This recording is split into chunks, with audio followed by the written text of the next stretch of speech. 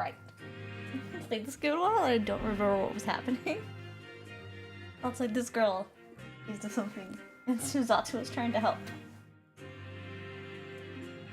That is the extent. That's the extent, so it was gonna be fun. Okay. I've told you about the toxin. I forgot that I had to read this one. Voice acting. Okay. You have a strong sense of responsibility, I know. Why you decided to shoulder the burden alone.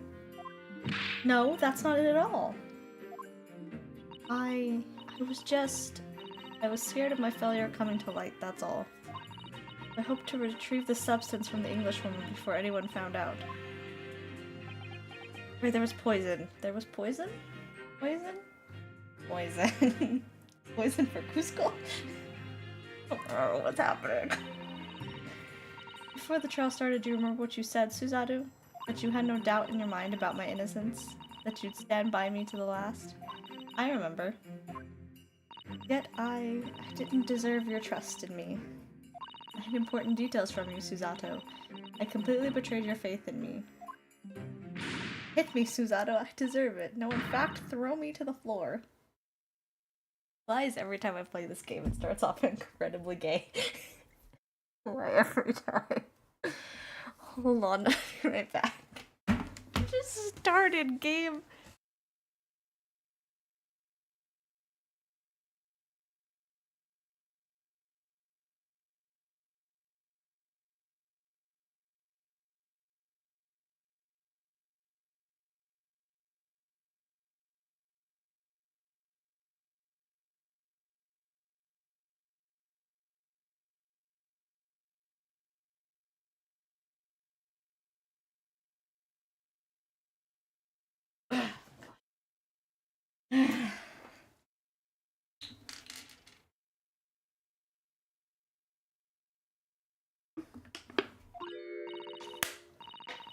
That's too good to swim for well. Drag me through the city streets. Ray, you have issues. I'm not gonna kink shame you, but it's a little excessive.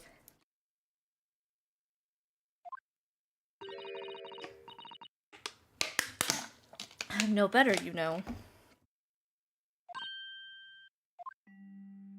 Even though in my heart I knew that you'd pulled the knife blade from Miss Brett's back, there was just a brief moment when, in my mind, I doubted you.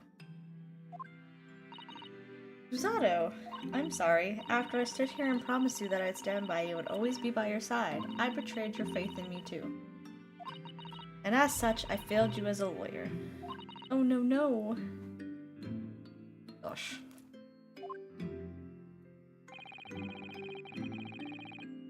I think that situation has taught both of you a valuable lesson.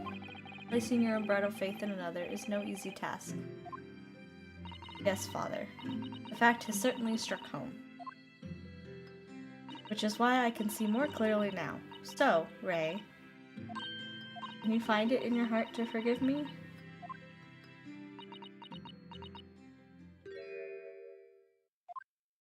Oh, Suzato.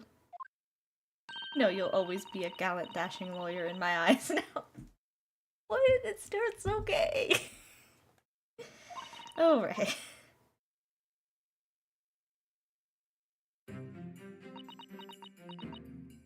I was so scared, you know, when it happened. I didn't know what was going on. The Englishwoman was sitting at the back of the hut, listening to what I was saying. No, it was you that stole the poison. Well now, whatever do you mean? And a moment later, suddenly got to her feet. Right, it's the Swan Lady. We're collapsing on the floor in front of me with a knife in her back. It all happened right before my eyes. And you were the only people in the hut at the time?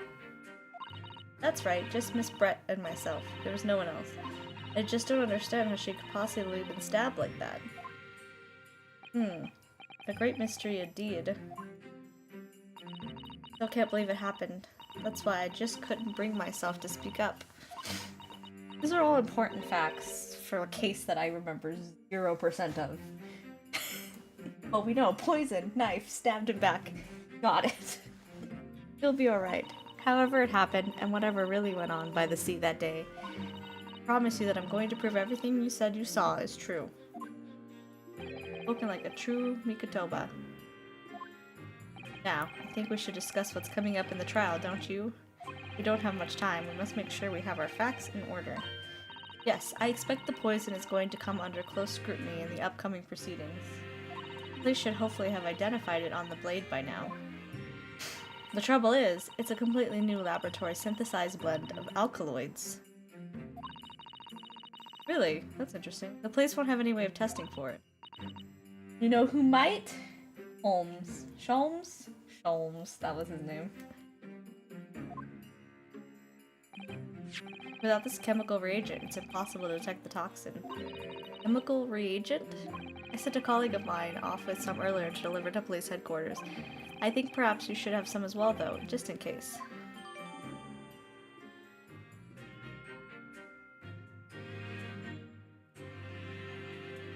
Interesting.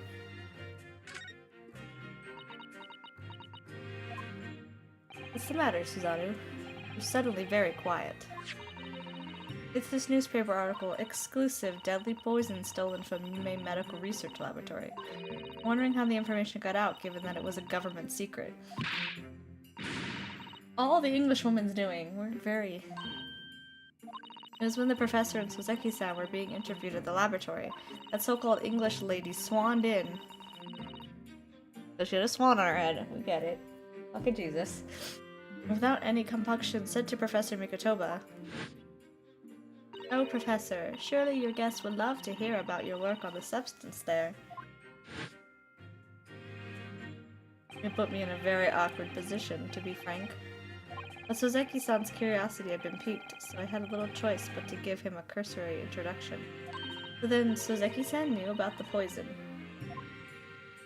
Yes, and it's highly likely that the reporter who was writing up the story about us would have caught a glimpse of the toxin too. This Minimo-san. The name. That was a name. By the way, did that reporter join you when you went to the beach? Oh, no, I don't remember the reporter being there. Indeed, he shouldn't have been. I very much doubt anyone would have wanted him there. Oh? A known criminal had been given permission by the authorities to bathe by the seaside. Soseki-san pointed out that by inviting a reporter might be problematic, so the man was sent back to his office.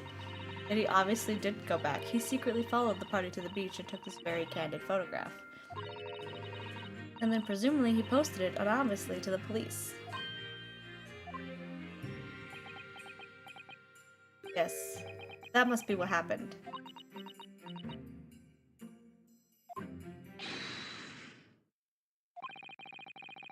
Now ready to testify. The trial is about to resume. Please proceed to the court. Okay, we're doing that. Oh well.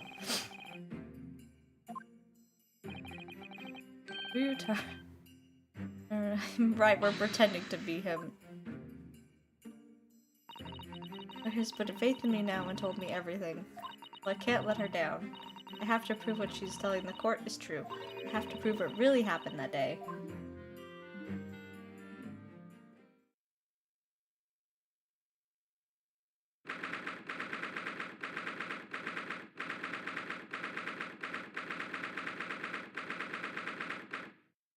I can remember because I don't.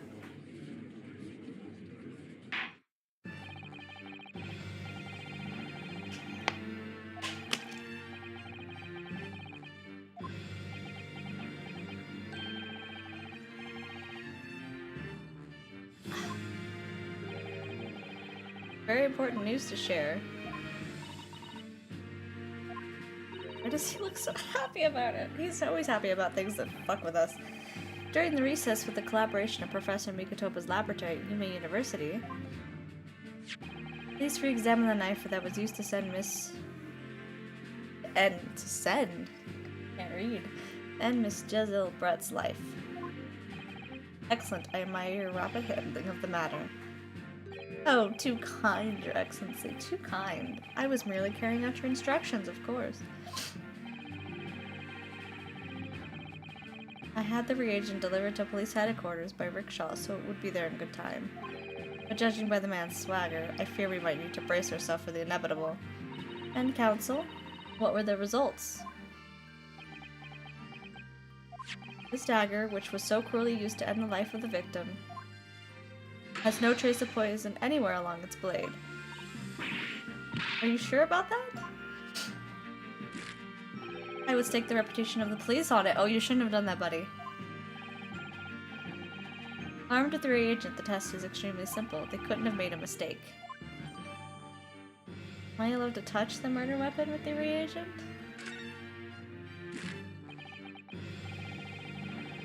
In short, the accused's feeble excuse earlier has been utterly destroyed. It's not. You have the reagent, girly.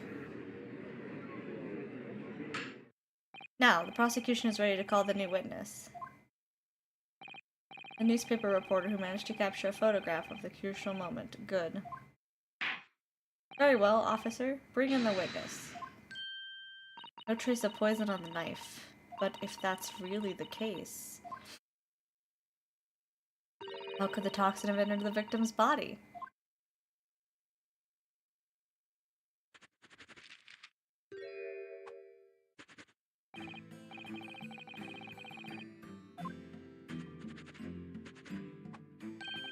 Brighton Memo. Shoho News. I'm what people like to call a journo. Please never say that again.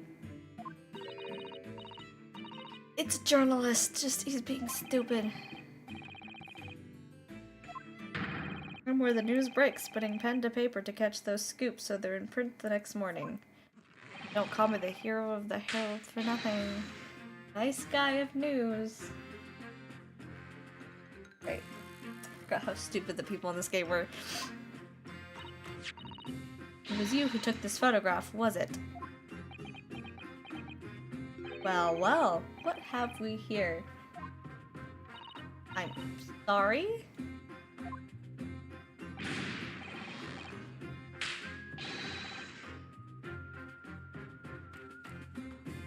Not this man anymore. 0%. Female student up to foul play defended by curiously handsome young lawyer at Supreme Court. The readers will lap this up. We'll set it above a fold at 72 point in a 5-leg format in the morning edition. Right then.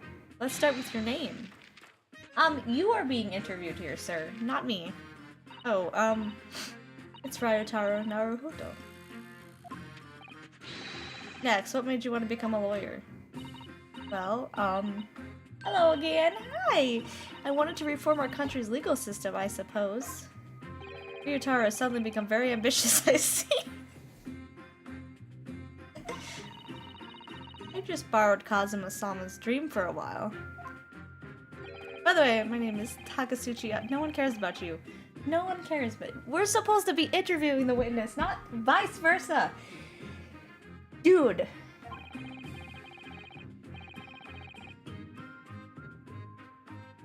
None of that is true. None of that what you said is true, sir. How are you today, by the way, though? No, the readers won't buy that.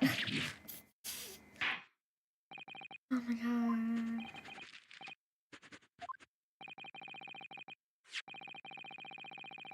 Yeah, I asked this like 2 minutes ago. It was delivered anonymously to the Imperial Police Bureau only yesterday. I've been good. We're getting through games. That's what we're doing. I'm doing pretty good. I honestly don't remember 90% of this case because I started it like on nearly 2 or 3 years ago. So aces. Yeah, I wouldn't be a no, we're not saying that word. Journalist. We're not shortening it. If I didn't click quick when presented with a scoop like that now, would I? Sometimes stories call out to me, sometimes I have to chase them down, but either way, you've got to be fast. Fast legs to run with and a fast hand to write with. It's no good if you don't note it down, I always say. That's what I call... I don't want to even say that word. Menomism. I don't like it. Never repeat that. Nope, I just said don't repeat it. Ah yes, I remember your face. We met that day when you were interviewing myself and Sozeki-san. And a what? Menomoism? Menomoism. Because that's his last name. Yes, right, that was me. Memo again. Oh, I get it. Memo. Write it. Okay, I get it. I get the name. I was about to say, they all have, like, quirky names based on what they do. I get it. I get it. That took me way too long. But you were supposed to be going back to the Shoho news offices after our meeting. But the scoop is, I didn't. Because that Englishwoman's words had piqued my journalistic interest. Miss Brett's words? A criminal, left to do as she pleases, just because she happens to be a British citizen? It's horse dung. This country's judiciary is rotten to the core. Broke your pencil. Supreme Court's rulings aren't worth the paper they're written on. The police are just imperial pawns.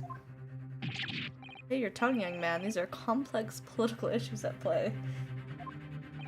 Well, anyway, I quickly jotted down those words she said in my memo pad. This man's gonna drive me nuts. Are you ready? I'll read it out. It's all here. Right. Here goes.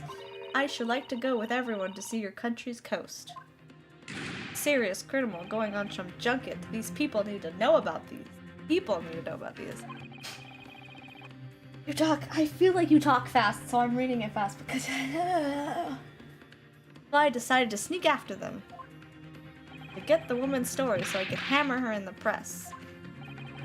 You mean to say that you did indeed witness it firsthand? Who's pulling the knife out, though, is what we assume, right? Because I'm supposed to be defending her. The grim scene portrayed in this photograph. Oh yes, I saw it with my own journalist eyes. I'm not saying journal, you can fuck yourself. From start to finish, though, the viewfinder of my trusty camera. Thank you, Anna Memo-san. You will now give a formal testimony before the court. You will state exactly what it is that you witnessed of the events surrounding Miss Brett's death. Don't fuck this up. Don't fuck this up. No, I haven't played for a while, but don't fuck this up. I could slide through. Okay, but wait a minute. Look at this.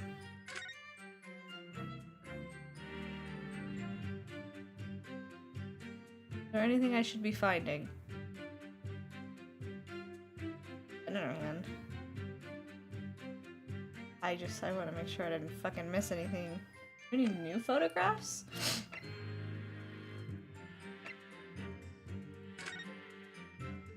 Oh, I already did this item, okay.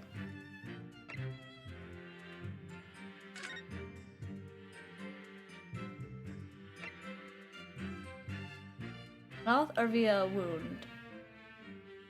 What if the poison was in her drink?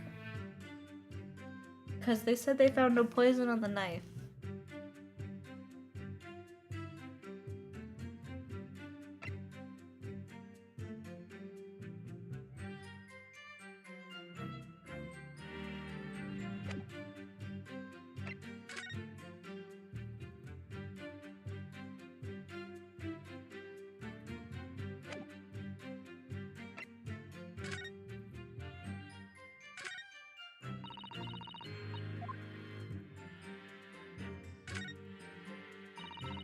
In a foreign language that I don't know.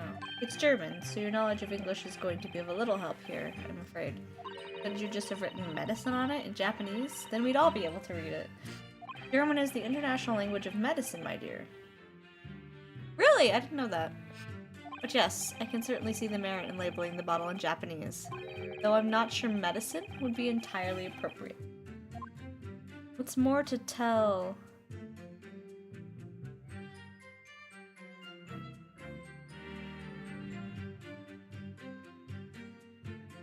German. In cursive.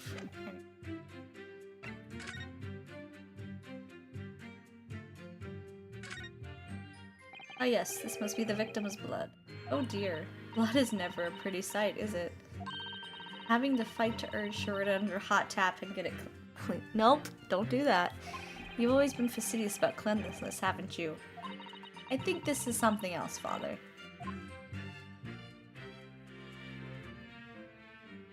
Okay. Test it myself.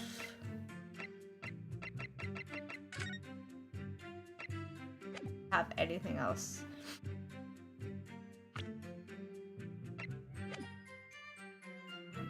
Okay. Sitting on a stool when the student girl came in and started arguing. Seconds later, the girl pulled out a knife. Throwing the English woman to the floor, she stabbed her in the back.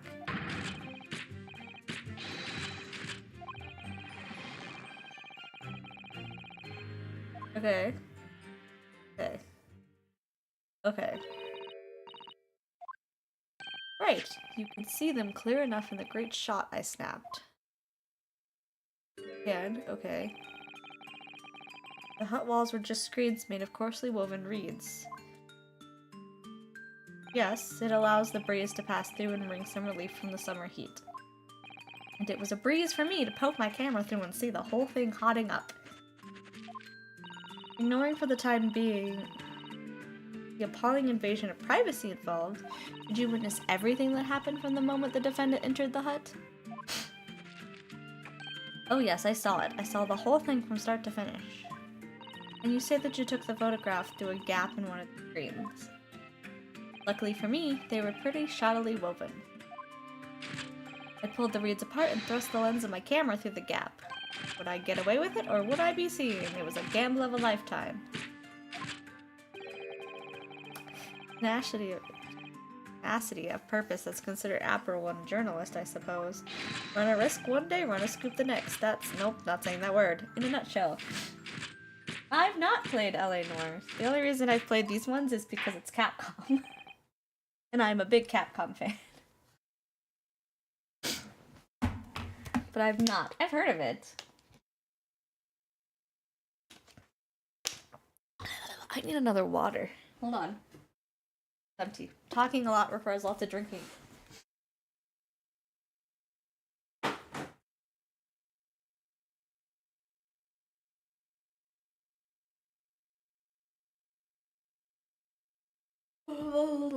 Okay. At last, it would appear we have a genuine witness to this wicked crime. You act like he's a journalist. What part of that is genuine? The evidence and testimony are extremely compelling. I believe we may be close to a verdict.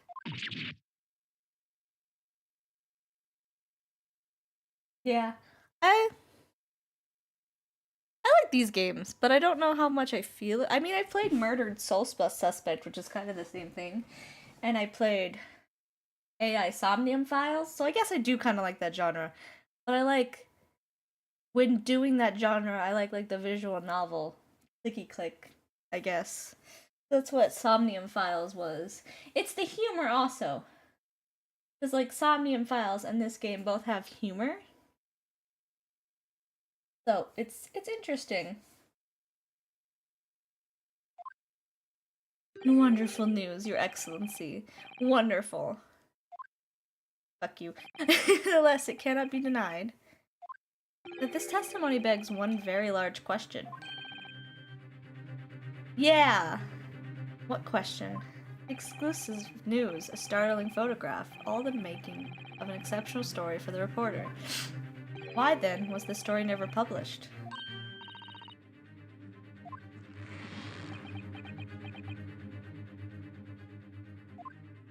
It seems clear to me that there are circumstances at play here that are yet to be understood.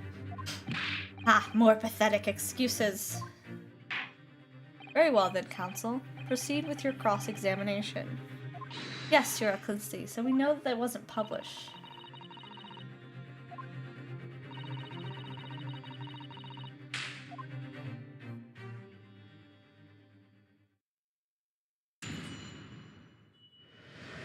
I'm right.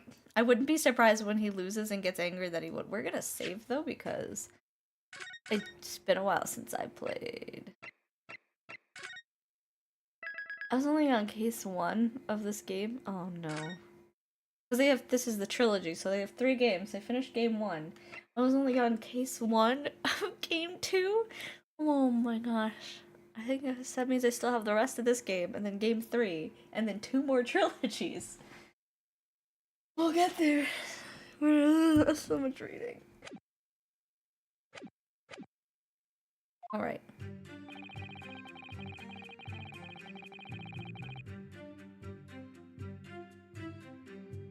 Press.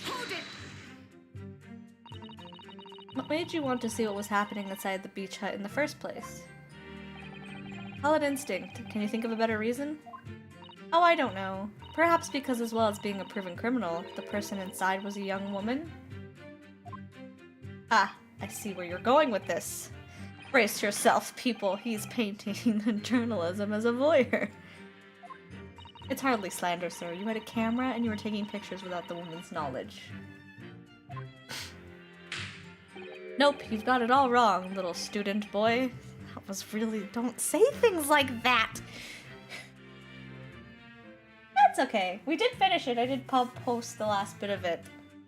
So now we're doing some SMT. Doing SMT Monday and Wednesdays, and then Thursdays, Tuesdays and Thursdays. We're doing this game. And then Hades we're doing on Fridays. Yes, I did. I just posted that one. I had to do it on a different build because it was pissing me the fuck off. But I got there.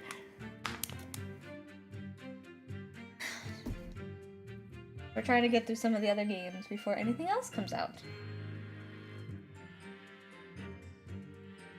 Sorry?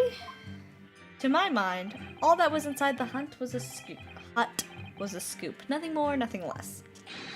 Scoops know no gender, man or woman, it's all news. That's not even the word that I'm never gonna say. It's basic journalism. Yeah, I'm glad. I'm never doing it again in my life. Only the courtroom was as indiscriminate. Right, so if that's all buttoned up, can we move on? Tell the court then, witness, what sight befell your eyes when you looked inside the hut? A sight that vindicated my journalist instinct, that's what. When I pulled back the reeds, I could see it all clear as day.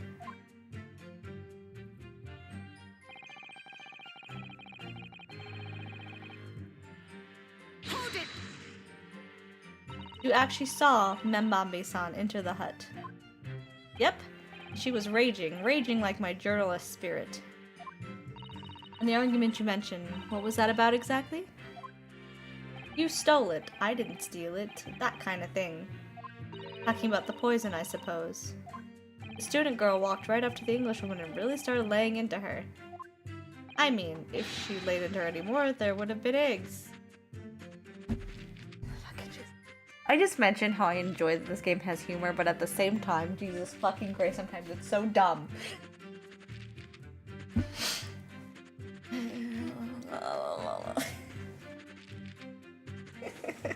God, Jesus. This man should have been an author. His descriptive talents are wasted on journalism. But the student's ranting fell on deaf ears, like a Japanese person listening to English for the first time. He really ought to work on his similes first, though, to be honest. It was the opposite. It was a Japanese woman talking to an English woman, so it's an English woman trying to understand Japanese. So bad, he was right, it's so funny. Anyway, the point is, that woman in the dock was mightily angry. And her temper finally got the better of her, it seems. Dear me. Which was the climatic moment that I caught on film.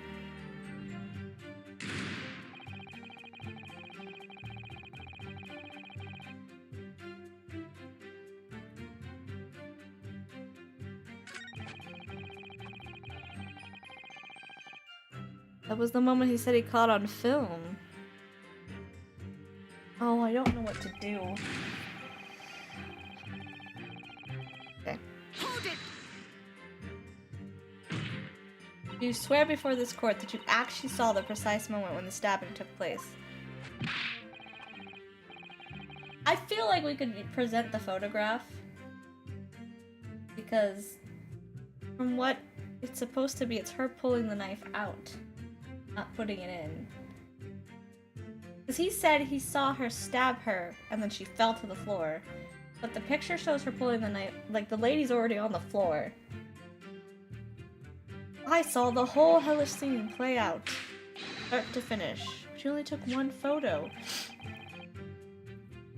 Oh, you're giving me more evidence, god damn it. Perhaps you could use it to explain to the court exactly what you witnessed.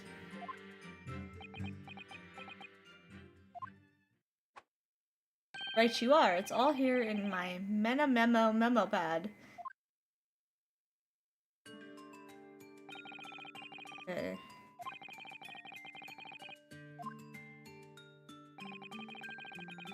Where is he peeking?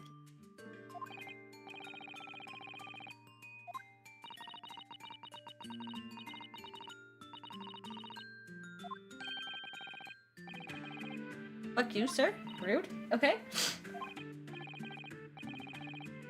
Okay, that's the front entrance.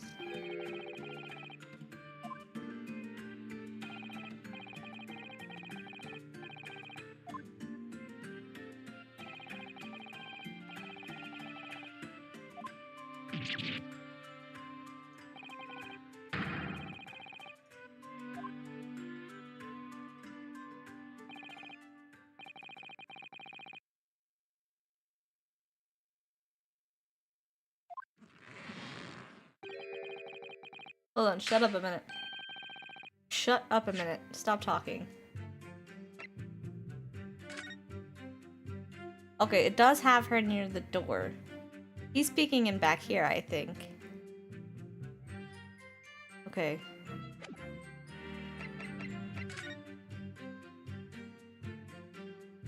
Okay, she would have ended up behind her. I guess. But...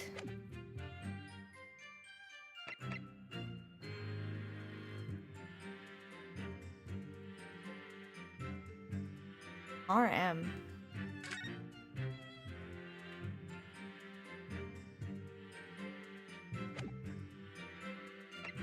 Wait a minute. RM.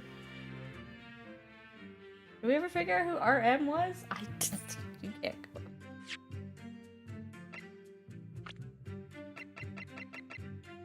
Well, the pen's his. Does that earn me anything?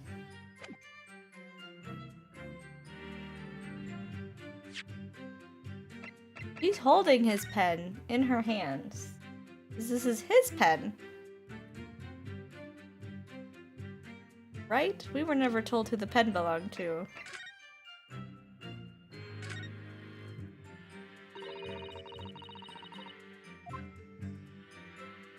No, we were never told. Okay, so the pen's his. We know that. The pen is indeed his. I don't know how that helps me.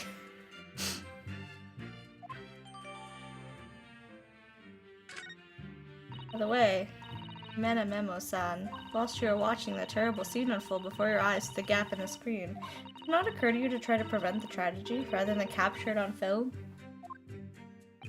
Journalists have to be observers. We can't get involved. That's our raison d'être. Wow, I could have fucked that up or I could have been right on the money. Who knows? You didn't converse with Miss Brett at all. Obviously not. An observer always remains on the outside looking in, but she had your pen.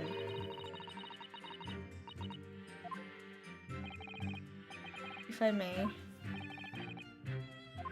I think the witness's last, expertly phrased statement should perhaps be added to his formal testimony. It was the pen, right?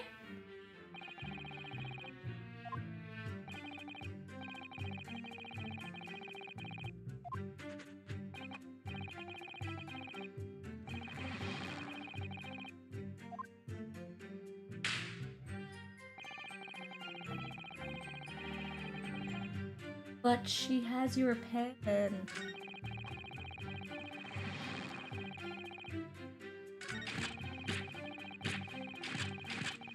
Hold on, where was the last one?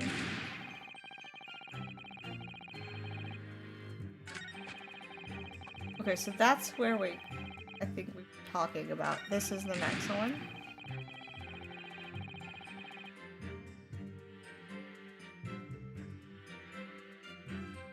Right? We can do this one yet, right?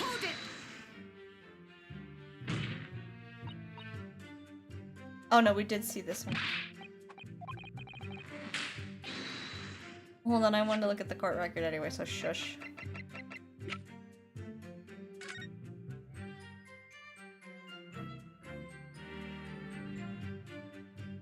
So he was right here.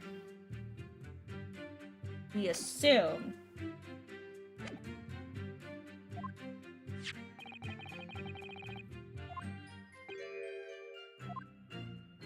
Is there a way to zoom in because I fucked up?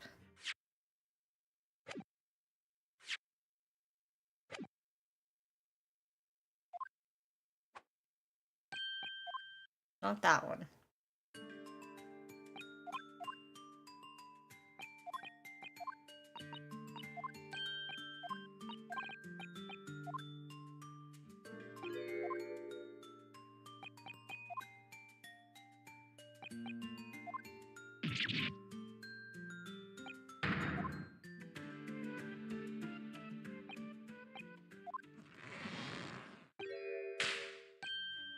Ellie, I need you to stop.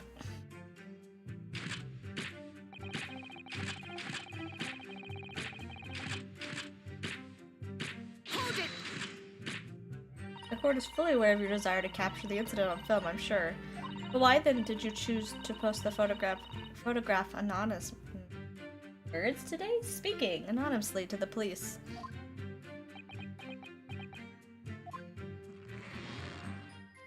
I'm afraid I don't understand a word that's coming out of your mouth. I'm asking why, as a journalist, you decided not to make a story out of the incident. Think of me as a sculptor who makes art out of the sordid, private details of other people's lives. But I never discuss my own personal life on principle. I mean, that's basic. I'm not reading my word. It's not something to boast about. No doubt your burning desire to see the truth exposed and justice done was what motivated you. That's it. That's brilliant. My burning desire to see something or other exposed. There has to be a good reason why he didn't think to write an article about what he saw, though. On your own? He's in on it? Oh yeah, he definitely is. She had his pen. By your own admission, you were outside the hut. How then did you manage to take the photograph? Ah yes, that. I'm glad you asked. Okay. Hold it! But the two women inside didn't notice? Obviously not. If they had, where would I be right now? In jail! That's where he admits that that's not a good thing to be doing. Which you'd think would make you reflect on what you were doing. No, a journalist's job is to click little snippets of life as unobtrusively as possible. Leave nothing but footprints. Take nothing but photos. Yes, that's spot on. Did you just make that up? The point is, the witness risked life and limb to obtain his photograph. And this photograph reveals the whole truth. There is nothing more to be said. There's a lot to be said. He only took one photograph, and it happened to be like the end of the thing. Hold it! Really? You didn't set foot inside the hut at all? Are you quite sure about that? I think you may have the wrong impression of me. We're talking about a murder scene here. My nerves were stretched to the breaking point already. Oh, I see. You were scared. Maybe I did have the wrong impression of you. Yes. Sato! Girl! Oh yes, by the way, it is a woman. He's pretending to be a male co-worker because back in this time period, women couldn't be lawyers. You think right? You think he'd have the moment of her actually stabbing, not holding, because she's already down on the ground. And the testimony we have is that she's pulling the knife out. Like, you have no other photos? Journalists would normally take like 1,000,000 photos, not just one. It was all I could do to stifle a scream and hold my hand steady enough to snap the shot. You really should have summoned help before thinking of your camera.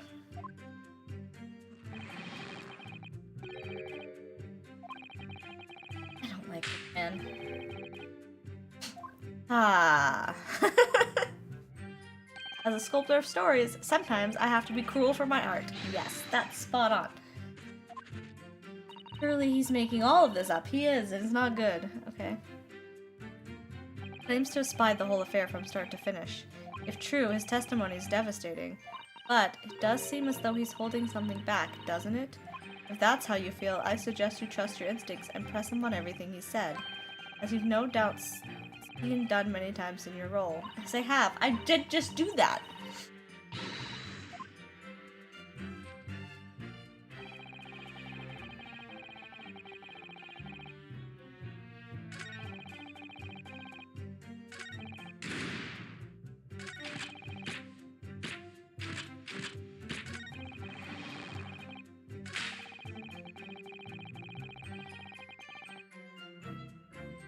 Where we save, because I'm not sure this is correct.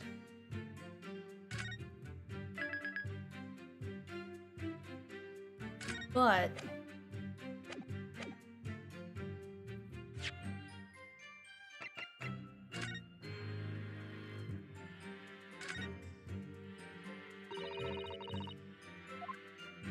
how do I wait, I said present. Oh, that's examine. Present! There we go. Many memo said, until now I had firm belief that newspapers are in the business of uncovering and publishing the truth. You're spot on there. The press doesn't lie, which is why I'm proud to wear the emblem of the Shoujo News on my arm. In a way, that's more... Nope. Sadly, though, it seems the journalists who write for those papers don't always share the same passion for the truth. What are you suggesting with these recriminatory words? Oh my god, these words, console. Memo-san, do you recognize this fountain pen? I was right? Did I get it right? The pen was found at the scene of Miss Brett's death. In fact, the murdered victim was gripping it in her hand as she died. What are you? If you look at the barrel of the pen, you'll notice that its owner's initials are engraved there. RM. Yes, thank you for bringing that up, Counsel. The initials of the accused, Ray Membami. But it's not. It's his initials, too. Is it a coincidence, I wonder, that your initials are also RM? Brighton Menememo, RM. And he's more likely to use a fountain pen than she is. Can't you see? One of those central tenets of that word is being a pencil user. And yet, as the court will clearly be able to see, on your right hand, there's a very obviously blue ink stain. Wow, I totally spaced over that as my proof. I was just like, man, initials! It would appear that you must have rather carelessly left it somewhere recently. Your favorite fountain pen, that is? Horsey horse dung, that's a way to phrase that. Many Memo-san, is it not the case that before she died, you met with Giselle Brett in that beach hut? Objection! It was there the whole time and I noticed it like early on, but I didn't put it together that it was from the pen. I was just going by the fact that he also had the initials. Why should we listen to the absurd nonsense? It's nothing but another excuse. Exactly! Shoujo News will stand behind me all the way. I deny everything. There must be as many people with the initials RM as there are stars in the night sky. The defense has neither the time nor the inclination to count every star in the sky. And there's no need, anyway, because this pen has more to tell. Yes, there is another clue. A clue that reliably proves who its owner really is. In that case, Counsel, the defense will now show the court where the alleged clue lies. Of course, Your Excellency.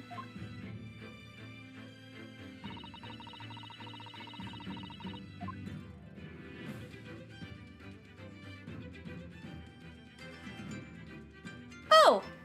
Oh, look at that! Oh, look at that! Oh, look at that! Got it! As well as the initials, there is also an emblem on this fountain pen. An emblem that you will of course recognize, Menememo-san. Matches your armband, buddy! It's the emblem of Shoyu? Is it Shoyu news? Something like that. In other words, the owner of this pen is an employee of the Shoyu News, whose initials are RM. Suddenly the stars in the night sky don't seem so numerous, do they? Well, Menememo-san, how do you respond? Look at me.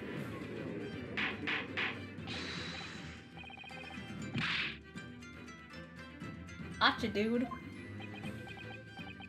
The good thing I re-looked it over the evidence myself instead of just relying on remembering little pieces from like 2 years ago, because I would have never caught that. Oh, I don't like that he's laughing. So, this is how the mighty Supreme Court works, is it? Using coercive tactics to have well-meaning citizens reveal harmless secrets. This is a court of law, buddy. I've used nothing but honest tactics. Alright then. Fine. I won't try to hide it anymore. Yes, not long before that grim tragedy unfolded. Stop doing that. I, a show news reporter on behalf of the public, conducted an interview with the Englishwoman. An interview? You never mentioned this before? When exactly was this? As I said, it was before that evil little student girl showed her face in the hut.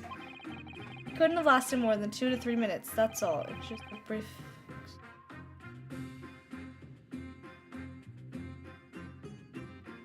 Hold on.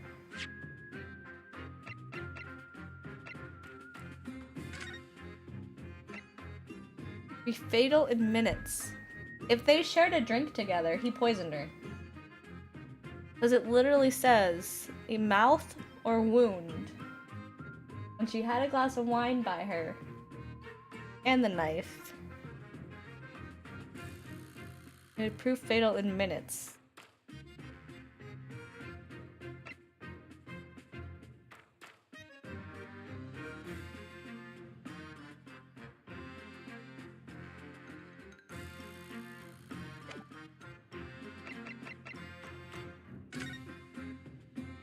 PM.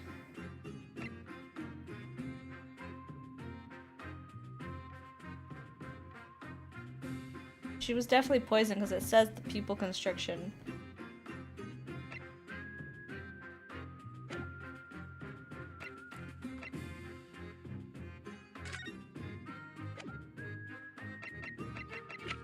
Okay.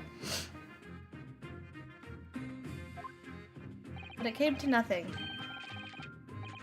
People don't pay their dues for unworthy news. However insignificant you deem it to be, this court cannot overlook the meeting between yourself and the victim. You will testify now under oath about the precise nature of this meeting and what transpired. Got it. Yes, alright. But on one condition. What do you mean on one condition? In all good conscience, I couldn't speak out alone about this. You need to call back the earlier witness, Sozeki Natsume-san. Sozeki-san? Oh yes, according to my notes here, that man has a secret of his own. Embrace yourselves. Because it's not a harmless one. It's big. The fuck, bro?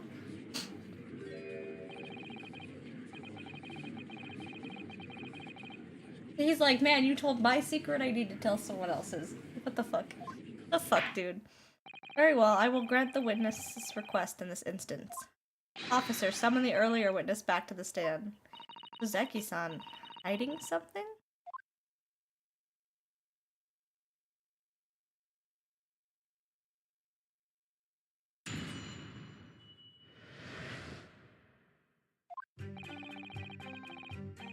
You declined, so I left the hut without making a fuss. But you said you were there for 2 to 3 minutes. I feel like okay. Then watching secretly from outside, I saw the woman being stabbed and the other witnesses come running.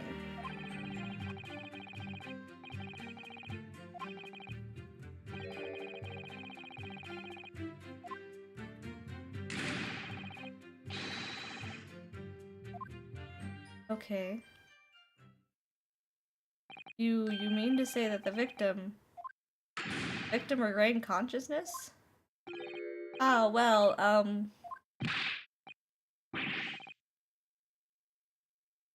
He said he went to do an interview, but like, so you didn't speak with her for 2 to 3 minutes? I don't feel like asking her takes 2 to 3 minutes.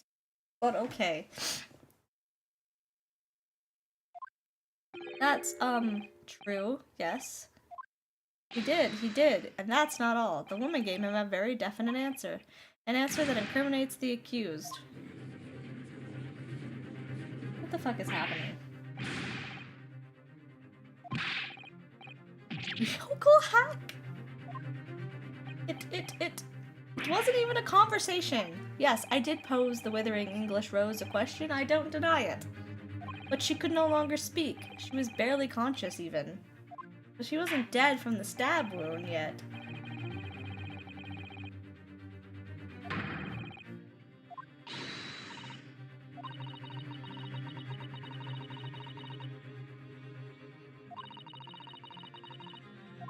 What the fuck? Fuck.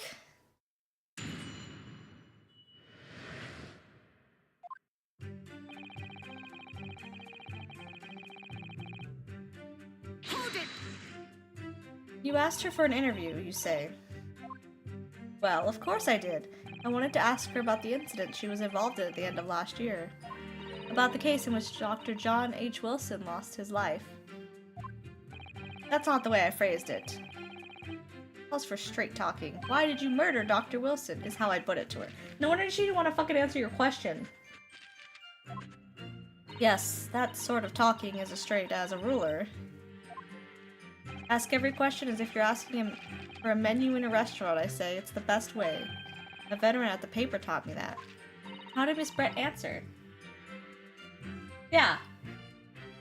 Yeah, well because we proved that he was lying with the pen.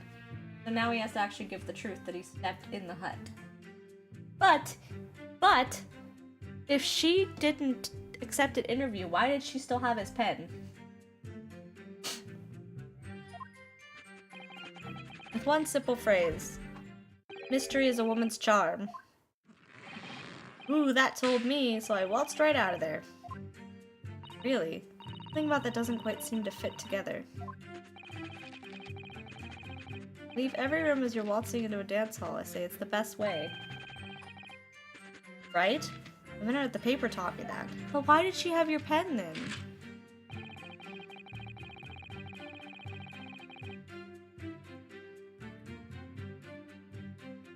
Hold on, go back.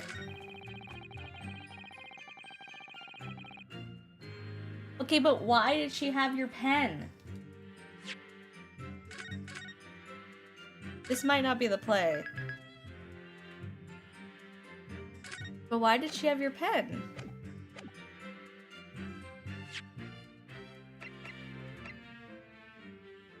Objection!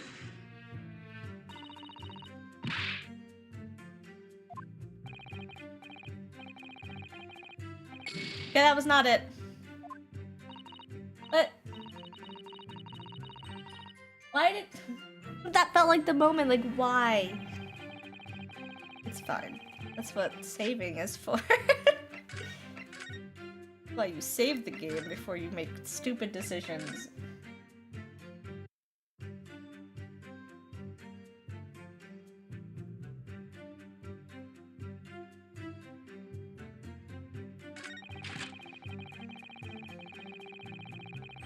Hold it!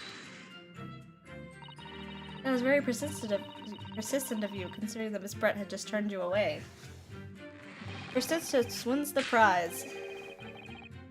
Let them think you've left, and then just when they lower their guard, that's when you swoop in for the scoop. And the fruits of your labor are all too apparent in this telling photograph.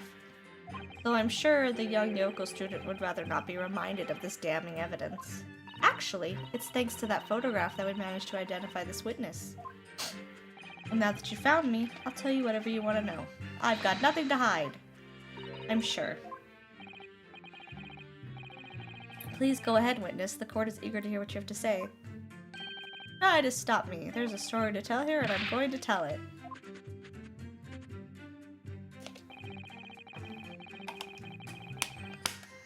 Hold it! And Suzeki-san remained behind in the hut? That's right, yep. Our author friend here. was a blabbering wreck, shaking all over from his head to his toes, mustache twitching, eyes bulging. What do you expect? You don't know the terrifying troubles that taunted me whilst traveling abroad. Back behind baleful bars. They'll be coming for me, surely. That's all I could think. I felt as though I were gasping for air, drowning in a sea of cold sweat. Poor Suzeki-san. His experiences in London have scarred him deeply. As the world seemed to close in around me, I quietly recited to a prayer to Amida Buddha. Eternal emptiness, empty eternity. The end is coming for me, surely. No sutras are to resound in my courtroom, please. And now, we come to the crucial part. That's when it happened.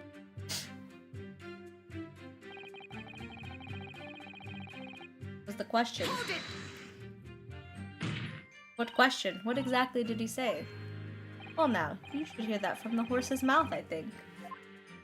Don't you, Mr. Writer Man?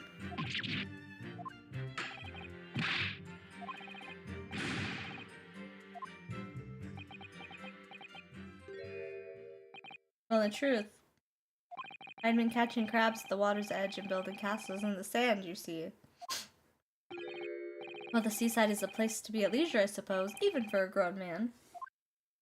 And then all of a sudden, from that little beach hut, a young girl's panic-stricken cries for help pierced the air. Hey. I ran up to the beach to see what was happening. I found the defendant leaning over the collapsed victim. As soon as Inspector Hosonaga saw Miss Brett on the ground, he sprinted off to get help.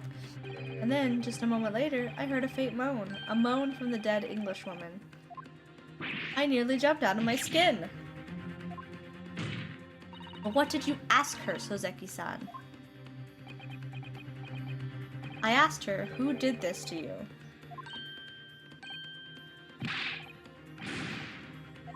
She didn't. She said nothing in response. But...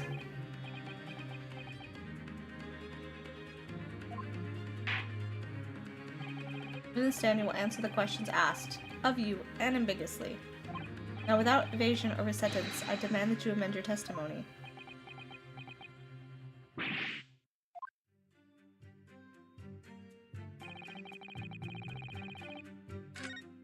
I did realize that I asked a question.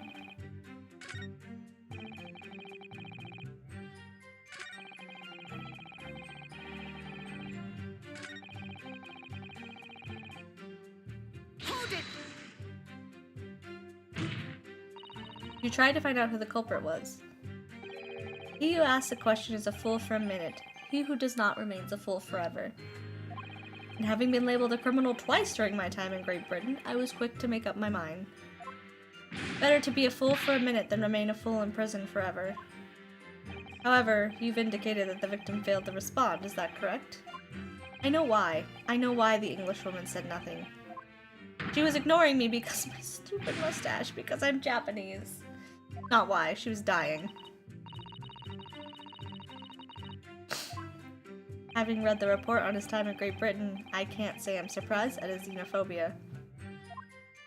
But the Englishwoman didn't ignore you at all, did she, Mr. Writer Man? Well, yes, alright. You did respond in a manner of speaking, I suppose. Hold it! Miss Brett pointed a finger at the defendant? Suzeki-san, is that really true?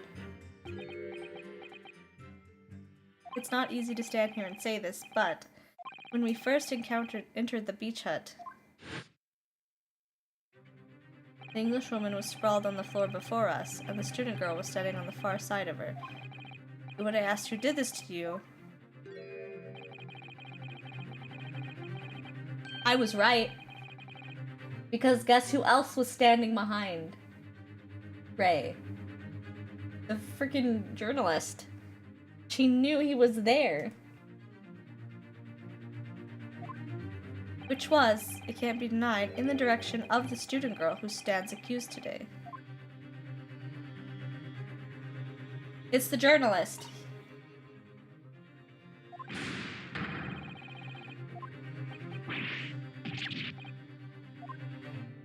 This is not a British court of law. You will respond in Japanese.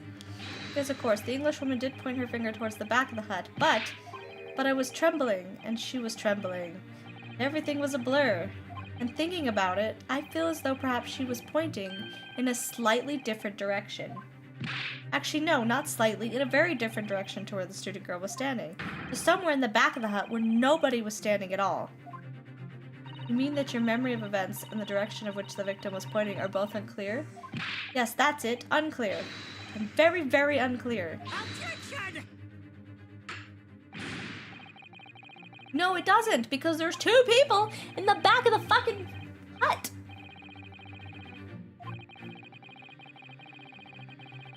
There was.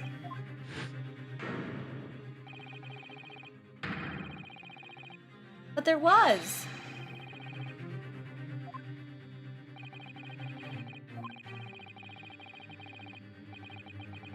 No.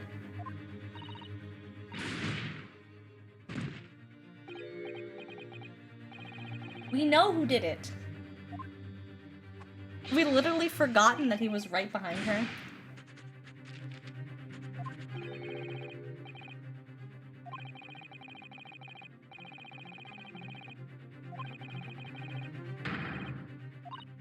It's not impossible. We got this. We don't even know how the crime was committed yet.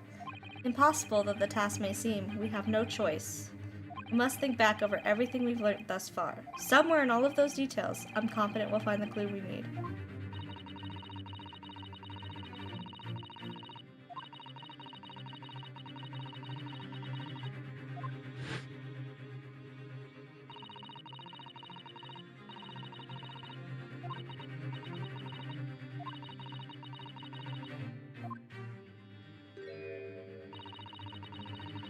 So she was stabbed before she even stood up.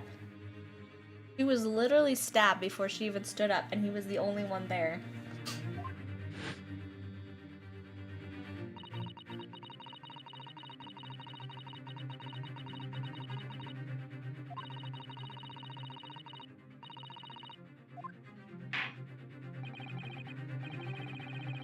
Oh, I do.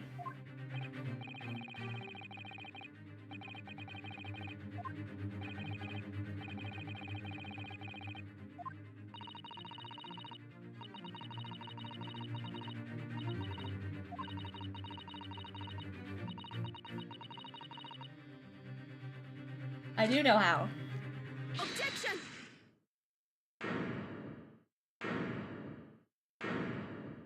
Yeah, sweat, man. Sweat. I respectfully ask you to postpone your adjudication for the time being. Oh, to what end, counsel? The defense would like to present the court with an alternative theory. An alternative theory that can explain who the victim was actually trying to implicate with her dying gesture. Objection! An alternate theory. Ha! None exists. It's literally right in front of your face. He literally said he was right behind her. Objection! There was someone else present at the scene who could have committed this crime. And the victim, Miss Brett, tried to reveal who it was to those around her at the time by mustering all her remaining strength and pointing a trembling finger in the killer's direction.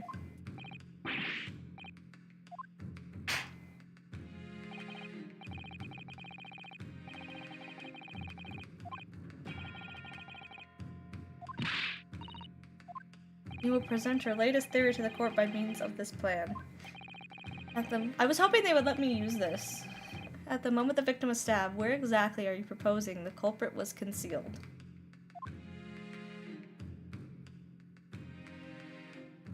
Here. Take that!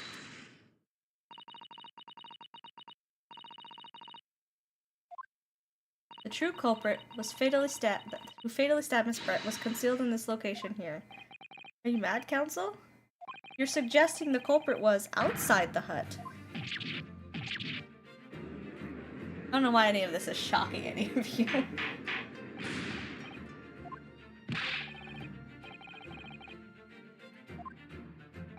You've just pointed out the exact spot where I was hiding to get my scoop snap. But I didn't see any suspicious. You are the suspicious individual! Obviously, if the culprit had been outside the hut, there is no way he or she could have stabbed the victim who was inside the hut. Actually, Prosecutor Achi, there is a way. And, in point of fact, the defense can provide evidence strongly suggesting that is precisely the way Miss Brett was killed. It would be the photo of him pushing the reeds aside, wouldn't it? The defense's assertion is clearly too fantastical for the court to comprehend. You will need to give us more guidance, counsel.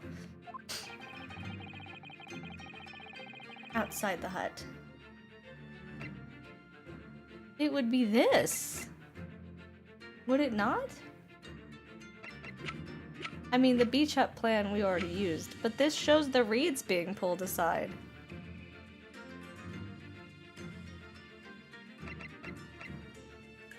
Look at this one. I mean, you could also use this one because you can see the hole in it. Like right here, you can see the hole. But there's also this one that shows him pulling the reeds apart. I can't think of any other evidence that would actually do that.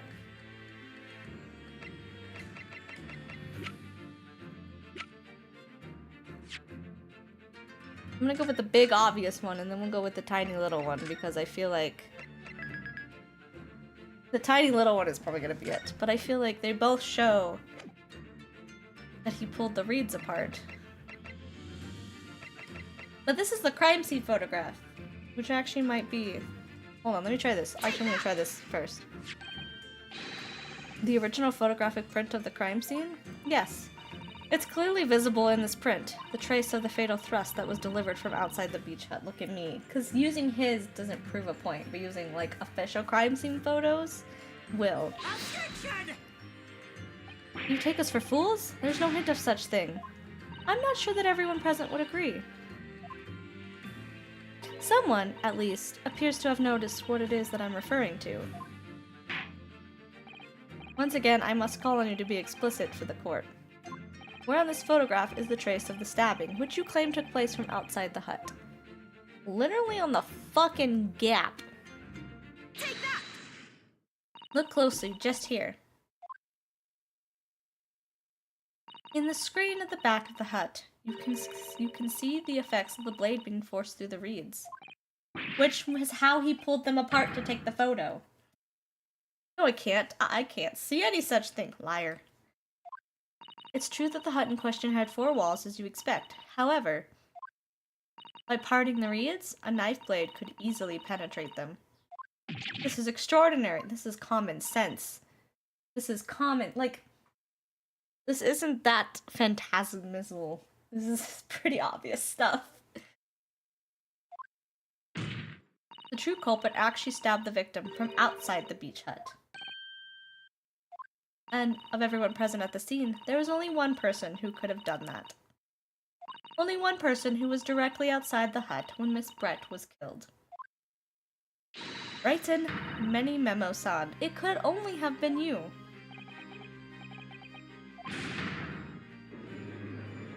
I'm so smart, we're back! Objection! Don't object me.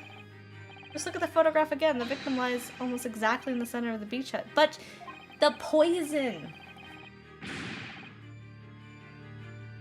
But we are taking his thing into account that she walked away before she was stabbed. But the actual count is she got stabbed, she got the fuck up and walked.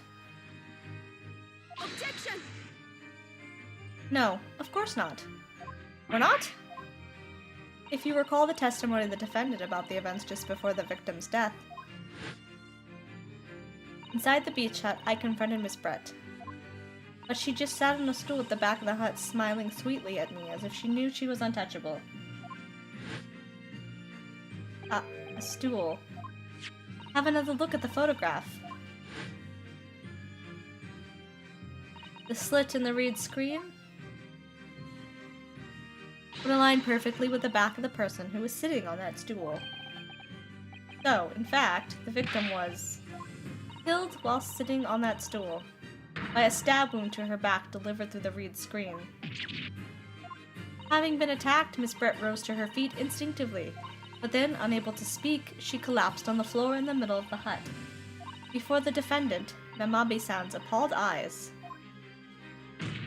And that, Your Excellency, is the truth of what happened on the beach that day.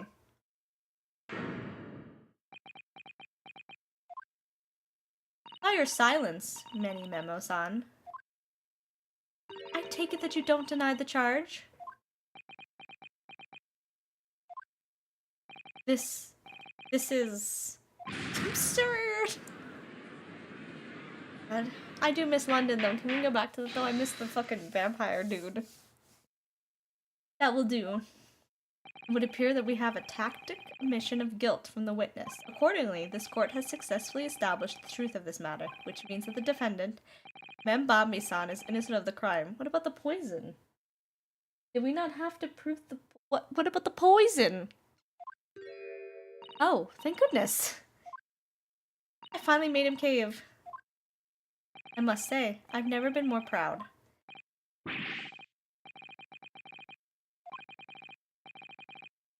Wasn't at all an apparition. I can't accept this, I won't. I see no reason for the continuance of this trial. I will therefore move to conclude proceedings by delivering my final...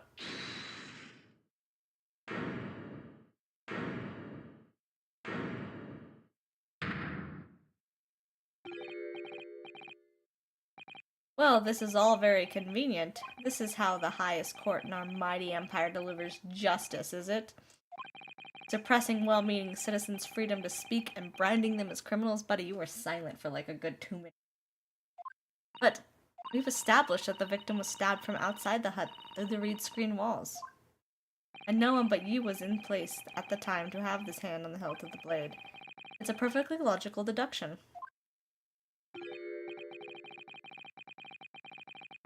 Your argument hinges on the location of whoever stabbed the Englishwoman, does it? Well, it seems a little irrelevant now. Relevant? Where she was stabbed, how she was stabbed.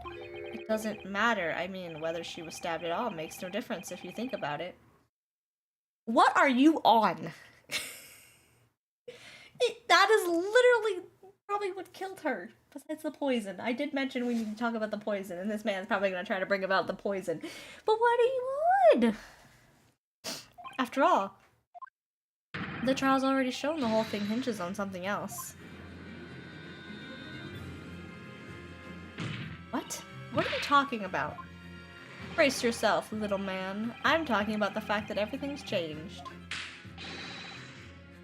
He is, because of the dirt you dug up. What? Enough obscurity. Explain yourself, witness. What's to explain? I'm talking about the poison, of course. But even if the poison did kill her, she also had a fucking knife in her back. You the fuck you mean? You still put a knife in her back. You can't say that that doesn't matter. Let's ask the professor for a comment on the situation, shall we? I understand that a deadly poison you were developing was stolen from your laboratory, correct? And it's been shown that this poison was administered to the victim, Miss Brett. Is that right? That is correct. The unusual constriction of the victim's pupils are a sure sign that this particular poison was used. I see. So, presumably that means that the victim already had the poison in her body before she was stabbed. Yes, but you still stabbed her.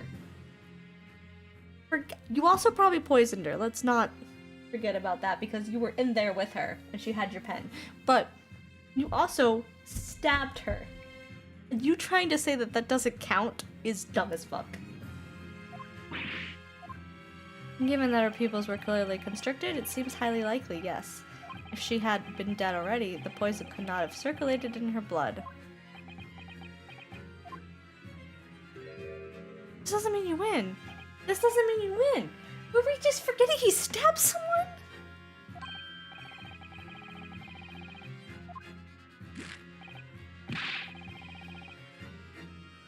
What do you mean it doesn't matter? The poison hadn't killed her yet. The stabbing was what killed her. Oh my god, you're all stupid and I hate you. What do you mean it doesn't matter?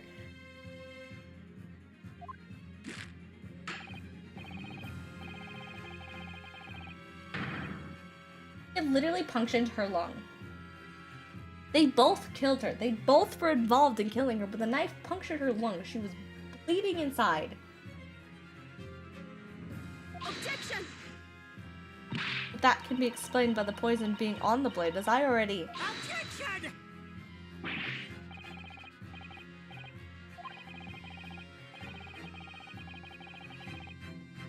The wine glass.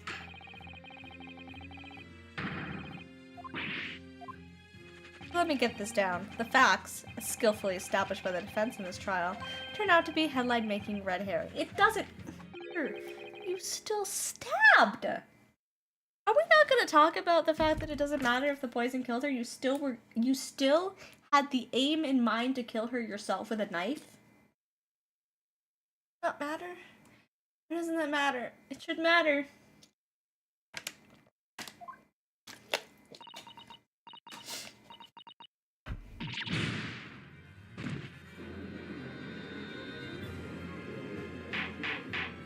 Order, order, order. But where does this leave us? How, in the case, did the poison enter the victim's body? There's an undeniably obvious answer to that. The lady most likely imbibed it. I mean, she drank it. Have another look at the photograph here. I said this earlier, that she drank the poison. Look at me. So correct. I'll be right back, though.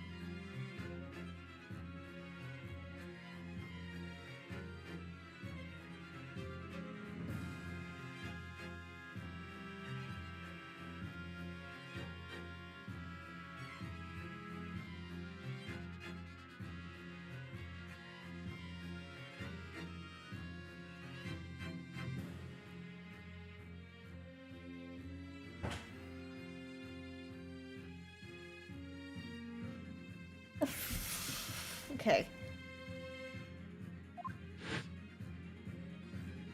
A wine glass. A bottle of carbonated water. Oh, it's water! I thought it was wine. And glass had been knocked into the sandy floor of the beach hut. The poison could have been slipped into either. So somebody made Miss Brett drink it. Well, what do you know? Look at those dashing eyes. This will make a great front page shot. Hey, why the bewitching stare? After all, I'm the last person you should be looking at. It would make no sense at all that I'd poison the woman, would it? I mean, that's been established already. Legally, intent to murder is still illegal, sir. You still stabbed her with a fucking knife. It doesn't get rid of your guilt. You still did that. You still had the intent to murder. Sir, I don't know why you think you're getting away. Hold it! Established? What are you talking about? Don't tell me you've forgotten. That's a little hard to believe, given that the person who established it was you. What earth does he mean? Oh, let me capture those wide eyes. This is prime press fodder. This is... It would seem that this trial is not destined to end yet, after all. I hereby call upon the witness to give further testimony. That's great, that is. Let me get a shot of that magnificent beard, Your Excellency. Fucking Christ. You claim it to be impossible that you were the one responsible for administering the poison to the victim. You will explain to the court, in your testimony, the basis upon which you make such a claim. I'm a journalist and I'm a man. I've never tried to run or hide from anything in my life. No, not at all. Nope. Not about to start now, because that's... Nope, that's fuck you energy, sir. For a brief moment, I thought I illuminated the truth, but it slipped right back into it. You did illuminate a truth! We're just choosing to ignore it, apparently. Where is this trial going to take us?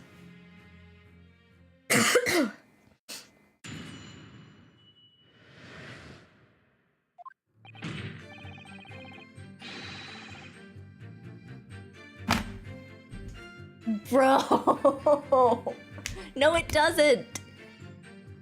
Stabbing someone is still a crime! What the fuck you mean? What the fuck you mean? That's still a crime! Sir! I can't with you. I don't know what kind of logic it is. It's this game's logic. Don't stab someone! That's still intent to murder. That's still a crime. Like, even if your event didn't murder her, you were aiming to murder her. That's still a crime! Oh my god. Maybe the poison wasn't working fast enough? Who cares who poisoned? You still aren't in trouble!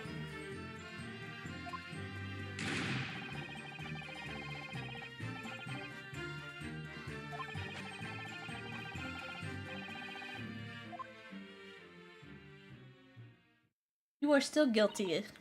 You admit it then, that everything happened as I described. That you are the one who stabbed Miss Brett in the back through the reed screen. You can blame this miserable country of ours. No, I'm blaming you. A country that bows to the pressure of foreign powers and lets murderers walk free. What kind of future can a country like that have? That's why I did it. I did what our pathetic leaders didn't have the guts to do. That bang in the middle of that charming lady's back, I plunged the blade of sweet justice right in there.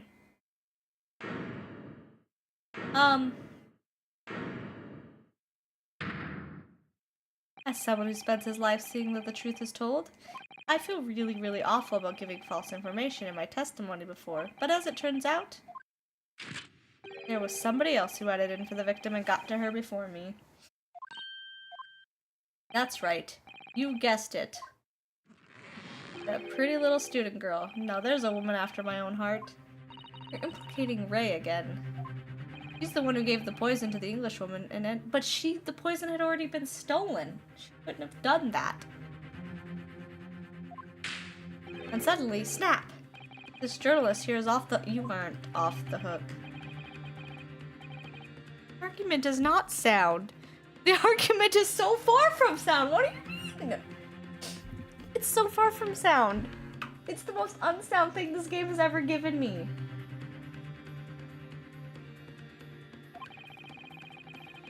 Need only have waited for it to take effect. Stabbing the victim in the back would have been entirely nonsensical. Therefore, this reporter had nothing to do with the poisoning. It's not logical. I don't care if he didn't have anything to do with the poisoning. He was still aiming to kill her. He admitted it. That is still a crime. Like, I get it. We still have to find the person that poisoned her. But this man is still guilty, and it doesn't get my person off the hook. Well, we're not gonna talk about this man should be in jail. Oh my god. Justice at last. Unbelievable. And after I've made so much progress in proving his guilt, is he going to get away with it now?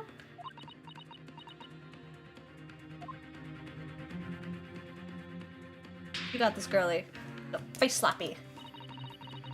Think of Cosmo-san and Naruto-san. They never stop looking for a way forward until the judge's final gavel. Very well then, counsel. Proceed with what I assume to be your final cross-examination. Is it? I felt like the last one was.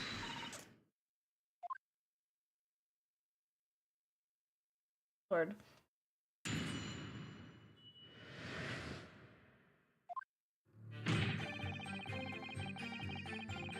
Hold it!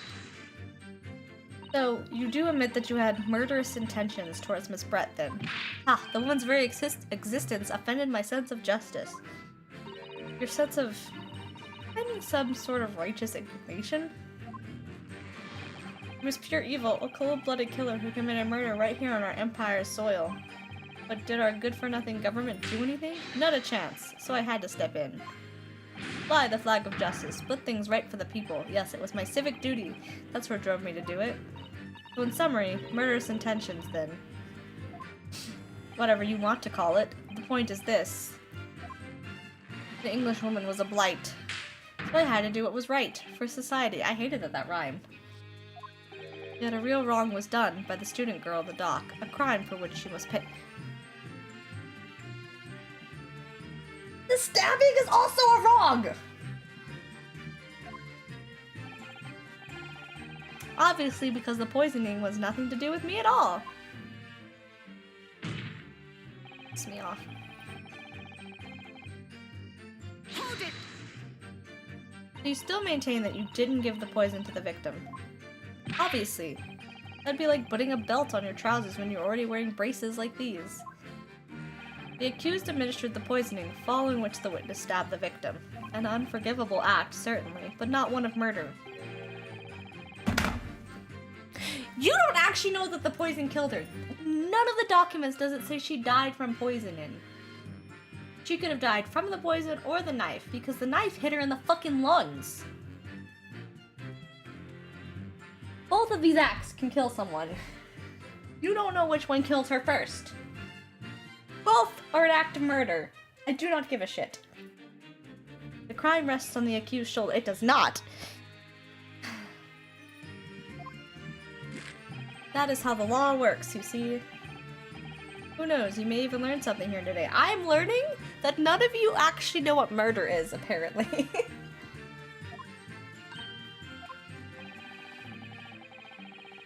Quite a day for the victim. Do something that evil and you've got it coming. That's how the law works, the law of reckoning. That's not the kind of law this court upholds. You will reiterate why you were compelled to stab the victim then, witness.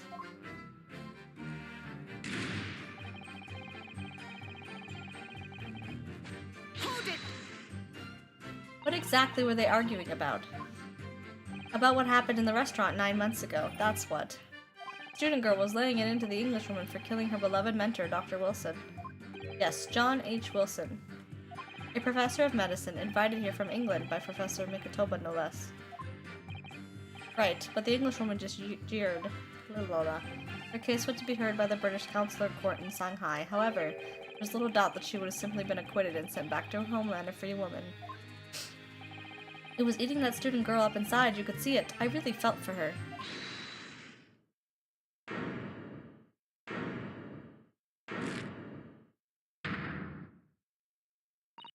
I can't. I can't stand here and listen to this tripe. You go, girl! I think she has a right to defend her fucking self. Can't. Sorry, but I'm in the middle of some very important testimony here. Just keep quiet and listen. No! Don't let her talk. Susato, please, you have to make them listen. Return to the dock at once, Menbabi-san. We are in the middle of a cross-examination. Your Excellency, please, I implore you. The journalist is clearly not a trustworthy witness. Exactly. He's a filthy, rotten, black-hearted, bigoted, dirty, great-peeping Tom. Whoa, take it easy there. Please, I really think the court should hear what the defendant has to say. Your Excellency, I see no need whatsoever to entertain the accused remarks. I will grant the request of the defense.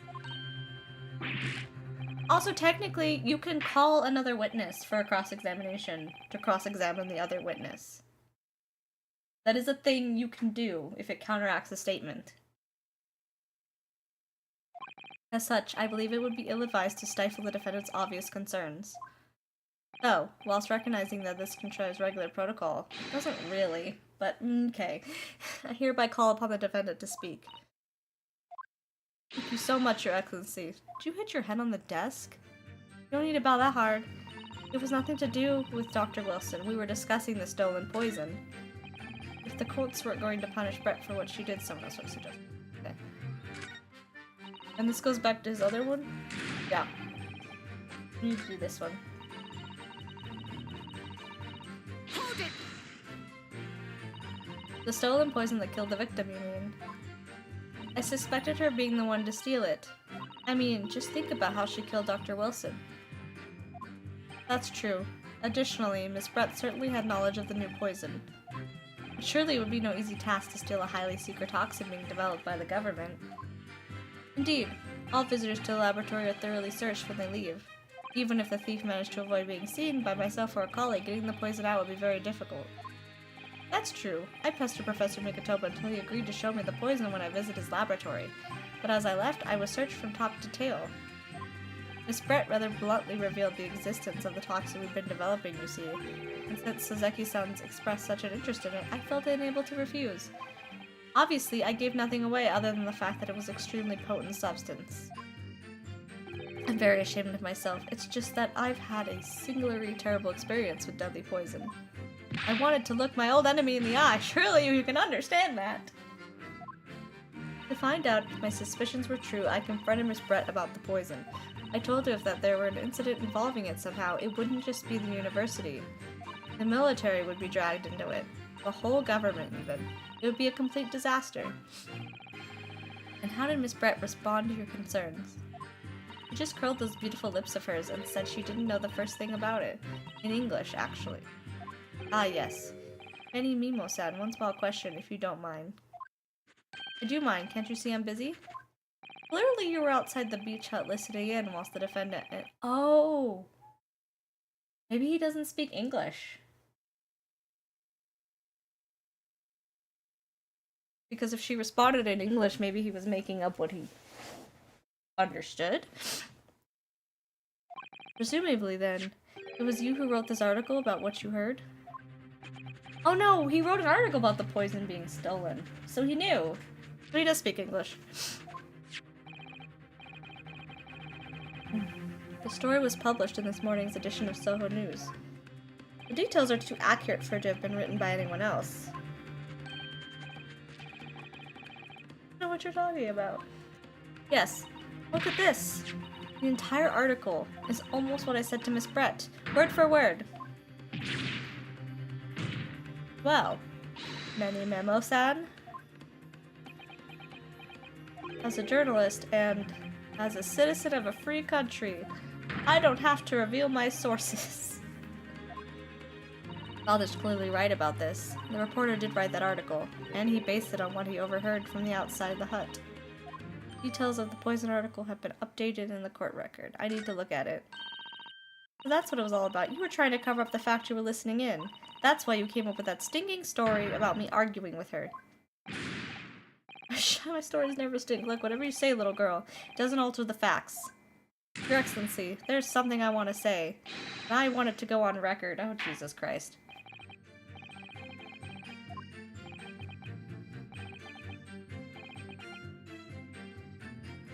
Good, sir?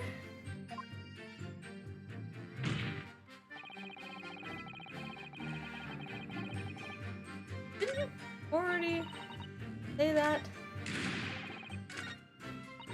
Hold on.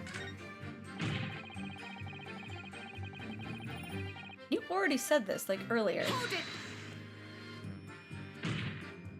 Perhaps you doubted the efficiency of the poison shot to make sure your victim would die. That's horse dung. What? That would be like pouring pepper on your Chinese ramen before you even tasted it. Completely... not the same thing. By the way, shut up for a second. I want to look at the record.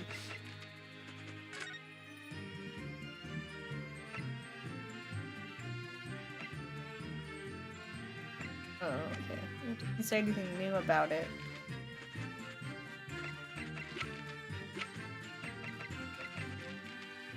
Okay. Although, it might surprise you to learn that I am a bit of an impetuous pepper pourer as it happens. Once the victim had taken the poison, she would only been minutes away from death. Yet, this man then proceeded to stab her in the back as well. Has to have been a good reason for that. Clearly, he must have done it prior to Ray entering the hut. Yes, he was in there! But between him leaving the hut and the victim being stabbed, there was only one very crucial change in the situation.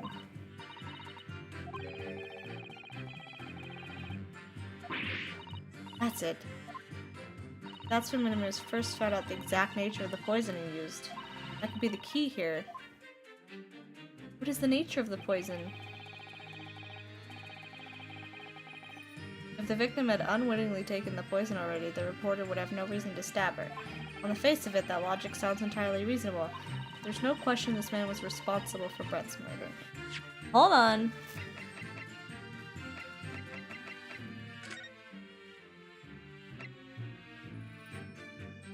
See, it even says piercing along and resulting in fatal hemorrhage. It even says the knife killed her, so I don't understand why they're so worried about the poison, because it even says that the knife killed her.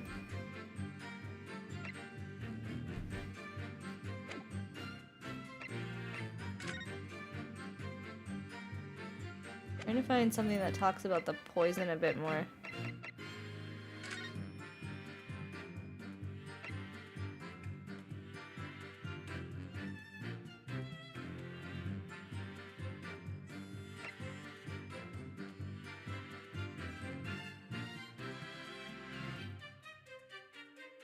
It's like a heavy metal in your blood, pretty much.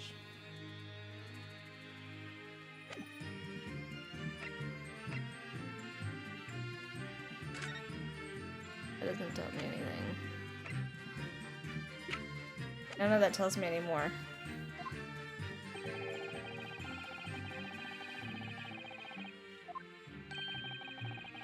Yeah, I know, that's what we need.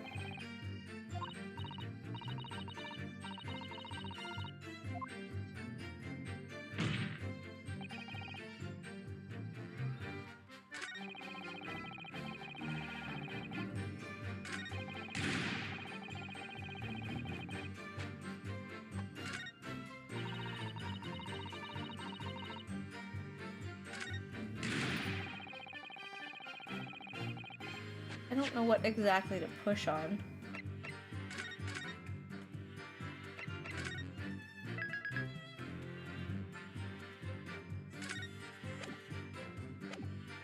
I push on this one? On this one?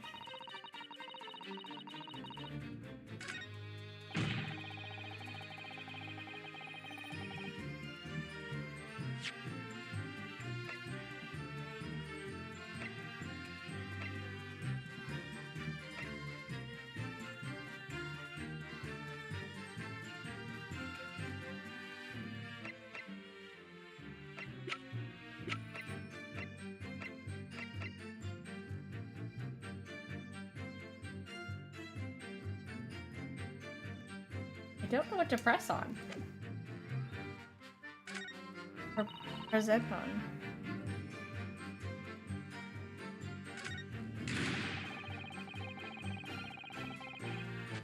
I feel like it needs to be what he added.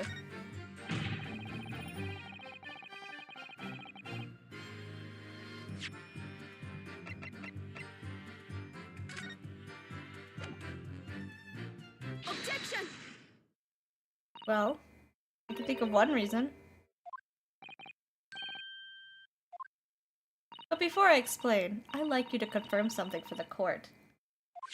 Did you glean all the information for this newspaper article from what you overheard outside the hut? Of course you did. There could be no question of that. After all, when we were all in the laboratory together, we were told that it was a terrible toxin. There is one more important fact to consider.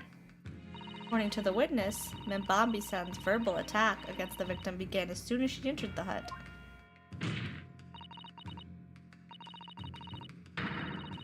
Yes, but also, the victim wouldn't have been able to talk. It literally said, like, it becomes hard to breathe. So how could you argue back if you can't breathe?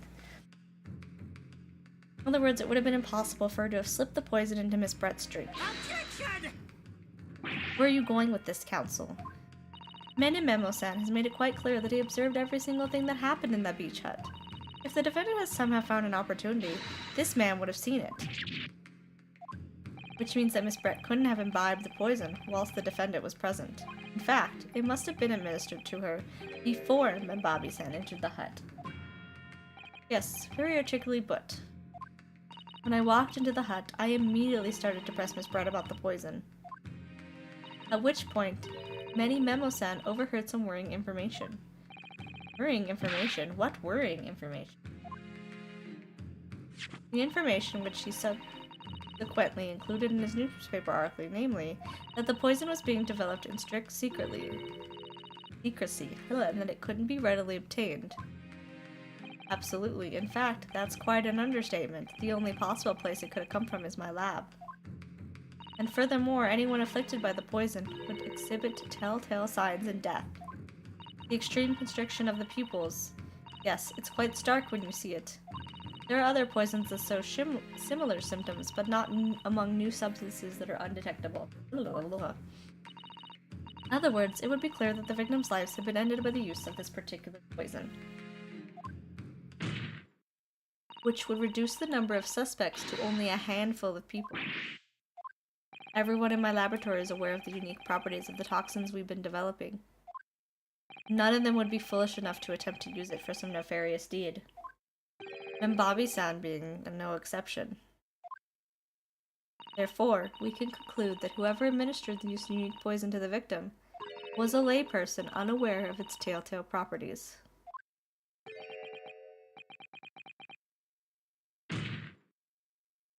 In other words, someone like you, Rayton Menememo.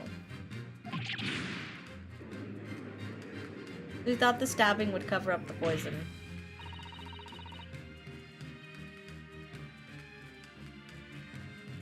It was you who stole the poison from the laboratory that day, and it was you who administered to the unwitting victim.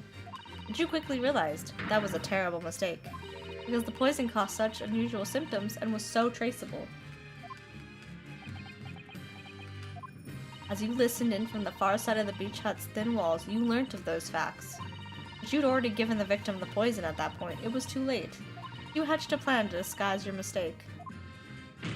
A plan that involved stabbing the victim in the back through the reed screen. Objection! But what good could that possibly do? Isn't it obvious, Counsel? The plan was to kill Miss Brett before the poison could take effect. Once in the blood, the poison causes the onset of pupil constriction, but he had hoped to precipitate the victim's death before that happened, hadn't he? Exactly. Because without any revealing signs of the new secret poison's use, no one would have ever suspected. This is extraordinary. Yes, the effects of the poison meant it would be too easily identified, so the killer had to mask its use, which he attempted to do by plunging a knife into the middle of the victim's back.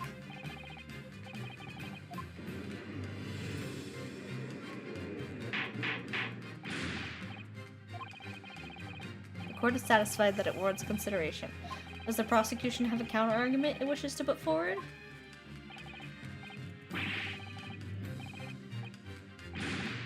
With what? Objection!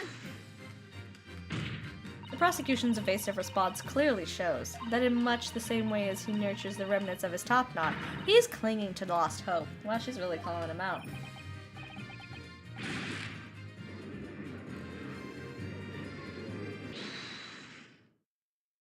I hate these hold it moments. Can we stop?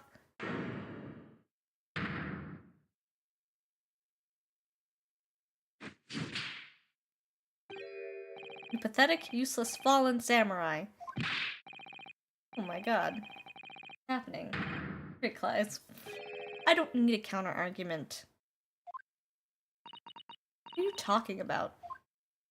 It should be blatantly obvious. I stole the poison, you say?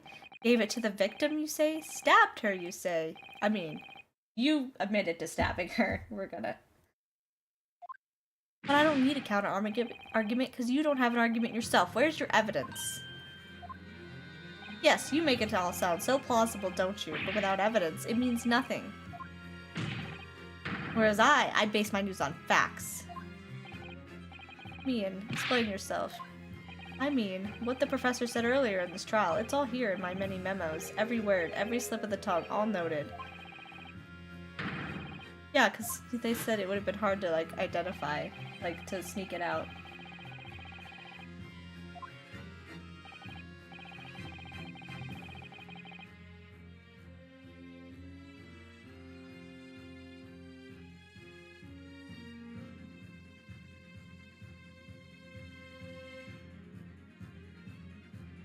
Now, imbibe doesn't mean, like, you have to drink it. You could have licked it and got it on your tongue, right? Like, what if it was in the ink pen? Out there as fuck, but...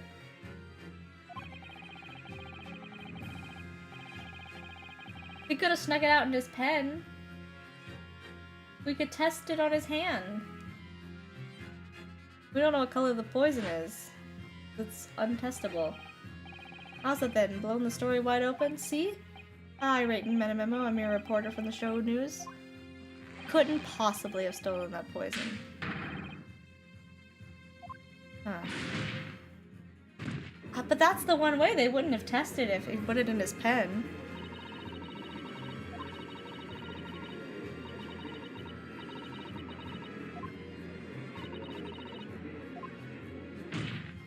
As you've identified, the poison itself is the definitive evidence we need. Is whoever stole it from the laboratory that day the true culprit here? What's your point, you annoyingly handsome country bumpkin? That's so rude, sir.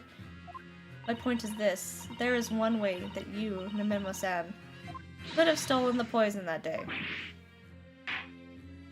I've heard enough verbal conjecture now, thank you. What the court must be shown is evidence. What proof do you have that this witness stole the poison on the day in question? The pen! It has to be the pen! Why would we go through all that evidence of pointing out that it's his pen and then we never went back to it? We proved it's his pen that she was holding in the picture. But do I show the picture holding her of her holding the pen? Or the pen? I would guess the pen. Take that! Is this fountain pen? Oh, we're doing it. How can that possibly be relevant? These magical pens somehow seem to have enough ink to write many thousands of kanji characters. I believe they arrived in our country for the first time some 15 years ago now.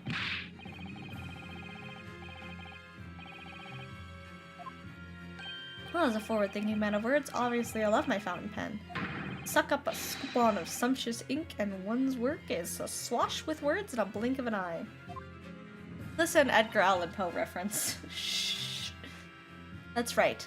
Fountain pens have a small reservoir in the barrel, in which the ink is sucked up through the nib of the pen in order to write the letter. What does all this talking of sucking up ink have? You see, my brain is very smart. And just as it's possible to suck ink up into the reservoir, it's also possible to eject it through the nib again, of course.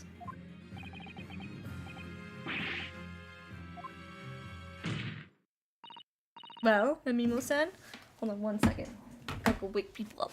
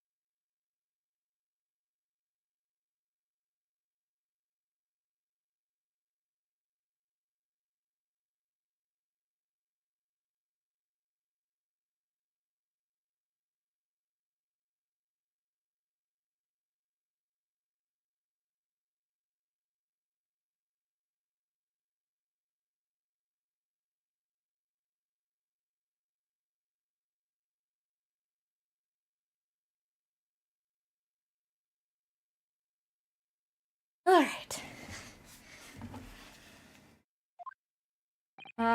When you saw the deadly poison before your eyes in the laboratory that day, you used your fountain pen, your very lifeblood, to steal some of it, didn't you? By siphoning the poison up through the nib and onto the pen's reservoir. And that also might explain that it's not doing anything on his hand, maybe? It said it had to be, like, in the bloodstream. True, we've heard that there were procedures in place to prevent thefts like this from the laboratory.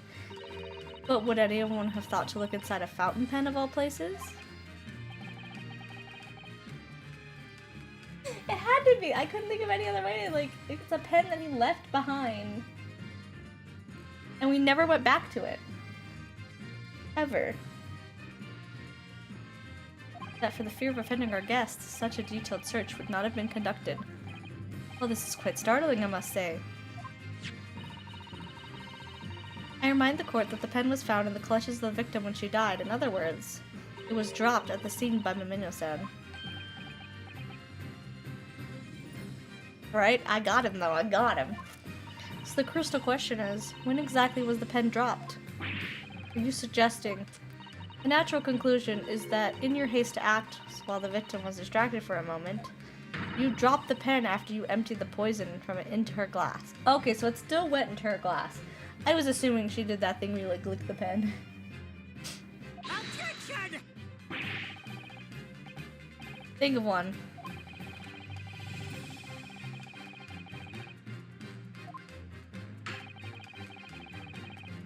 But he literally said that they didn't talk. Objection! No, that can't be. If it was, how do you explain why the pen was devoid of ink? As you can see for yourself if you examine the evidence, there would appear to be no ink present in the reservoir. What newspaper reporter goes to interview someone with nothing in his pen? No, the pen was dropped after the poison that filled its reservoir had been emptied into the victim's glass.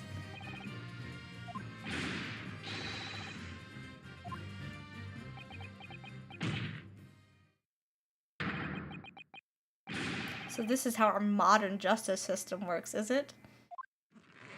So what if the ink in my pen runs dry? So what if my pencil snaps? Oh god. I can always claw my way back into the game. I have plenty in reserve. Don't throw shit in a courtroom.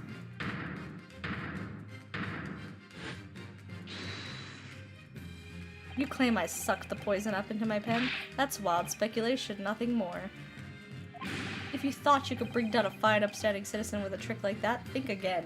Fine, upstanding citizen who's already admitted to stabbing her in the back.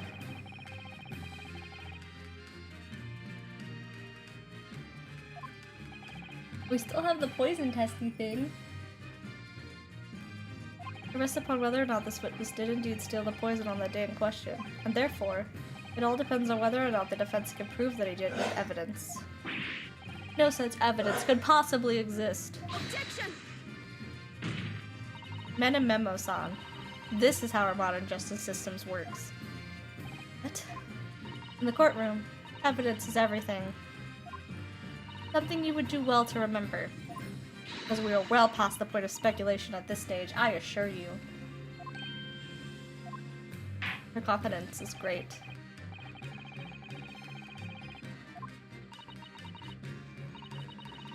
Yeah, I know what we need to use. I know. I got it. It has to be the poison testing stuff.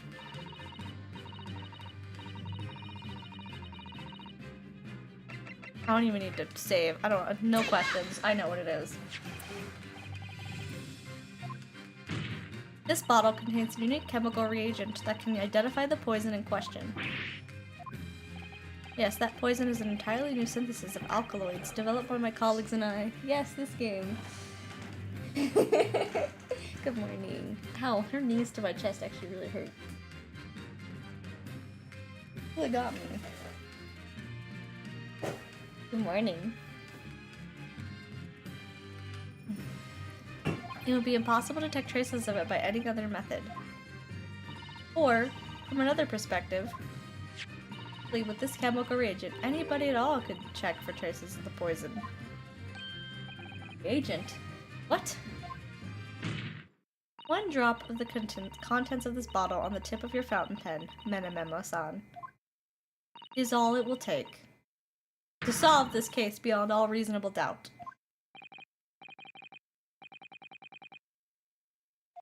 No, you can't. I won't. Your crimes are bad enough, but at least no one did admit defeat.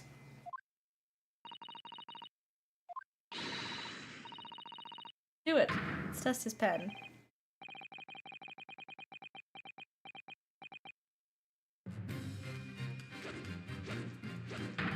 This isn't my fault. The Empire drove me to this, trying to hold its head high as a citizen nation. Oh my god, I can't even read. It's moving too fast. Can you stop, sir? You'll break your camera. Good job, Ray. Susato with me. I'm there. punching people. Did I do it right? That was a Sozato takedown, wasn't it? Not quite. That was a Ryotaro takedown.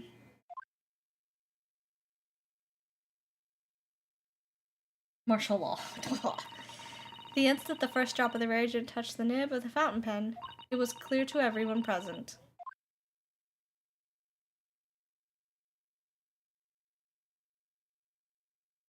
When I saw it there in the lab, the poison, the devil got hold of me and...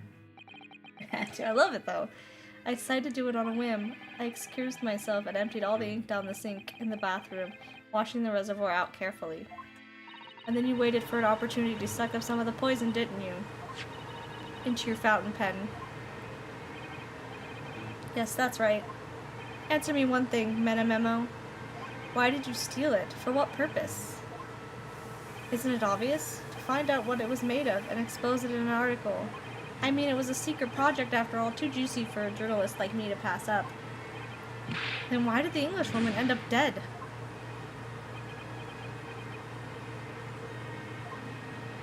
I went into that hunt intending to quiz her on her situation, that's all, as a reporter. A known killer enjoying full freedom, evading justice by leaving the country. I told her what I thought about it.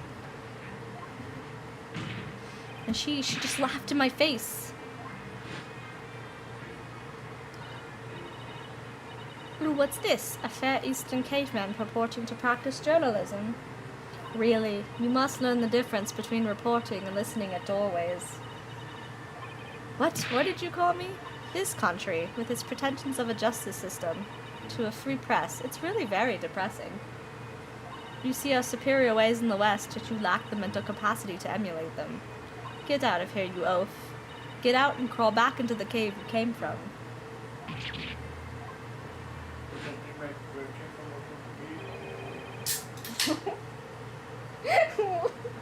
You're cute. That's what I remembered about the deadly poison that I happened to have in my pen at the time. What a terrible tale. In my head, I knew I should just get out of there as quickly as possible, but I couldn't. I couldn't let her get away with what she'd done, when she clearly had no remorse at all. I should do my hair like that. No. I like your hair the way it is. Jelly! Oh yeah, everyone likes the way my hair is. Or I have no say in it. Jelly! Good morning! Did you see one? That's good. Come here. Oh, come here, big girl. Now tomorrow my ass is sleeping in, that's it. Okay, that's fine. I love you, Jelly. I love you too. Well, I'll be getting off at 6, so yeah, I'll be sleeping. Hi, sleepy girl. Hi, I love you. What you gonna do while you wait for us to leave? You gonna play on Dad's phone? Okay. Let me know if you get hungry for lunch, okay?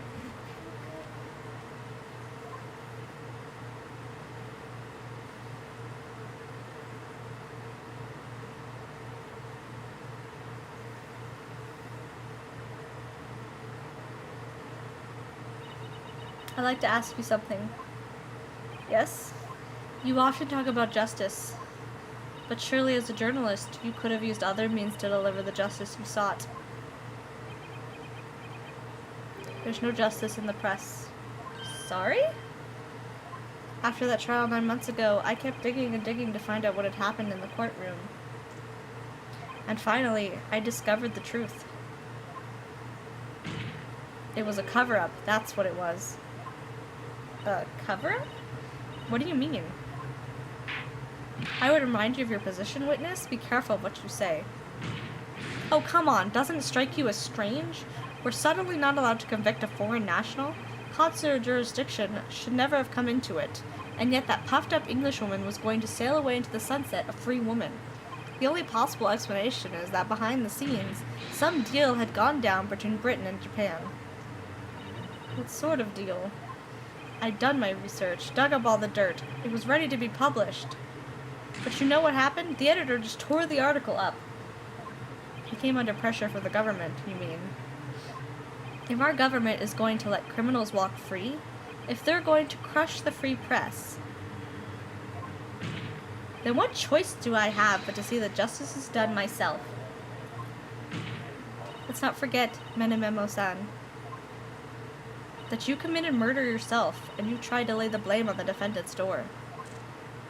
I'm sorry, but you're no better than Jezo Brett. The truth is, you have no right to talk about justice at all.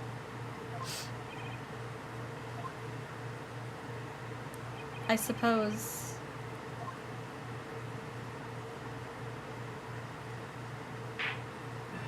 It appears that we have reached a conclusion in this trial at last. Counsel for the defense for Yutaro Naruto. Oh, yes. Sorry, Your Excellency. Just musing in a manly way here. It's almost unbelievable this is your first experience of the Supreme Court. It was an excellent performance. In truth, it very much reminded me of your cousin's exploits. Yunosuke, you mean? The way he handled the trial 9 months ago, and the way you handled this one, gives me hope that we are generally entering a new era of justice in this land. That's very flattering, Your Excellency. Hearing the defense you put forward today made me feel most keenly that the future of our justice system will be forged by you and your contemporaries. Thank you. So, Prosecutor Aruchi, do you have any final thoughts? Prosecutor Achi?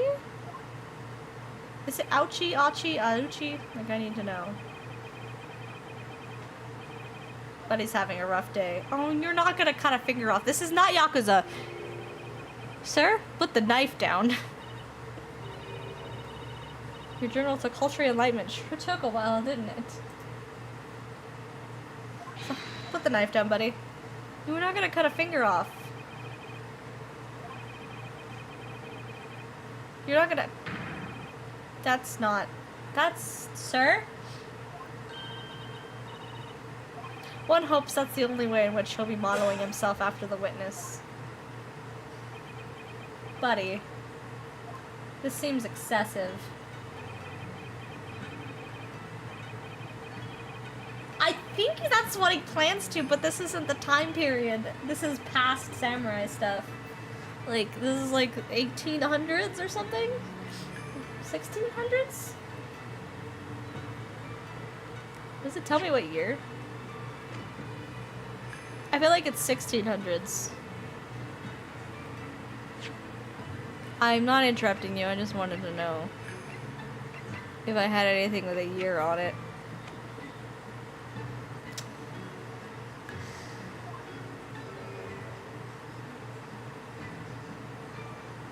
Oh no, he's cutting his hair.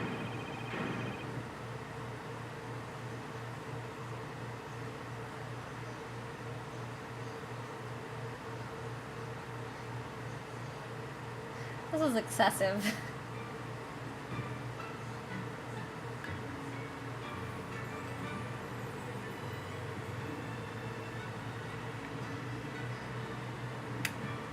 Right? I was like, what's happening? What are you doing here?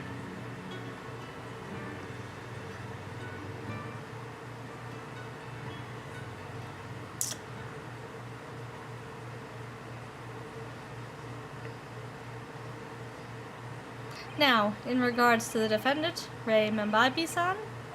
Yes, Your Excellency. I have reached my final verdict. I hereby find you innocent, not guilty. Yay!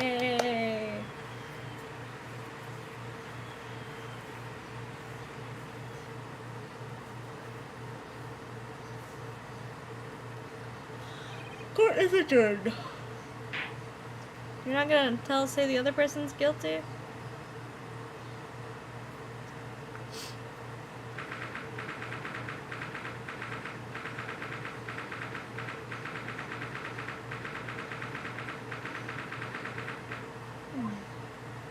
It's over.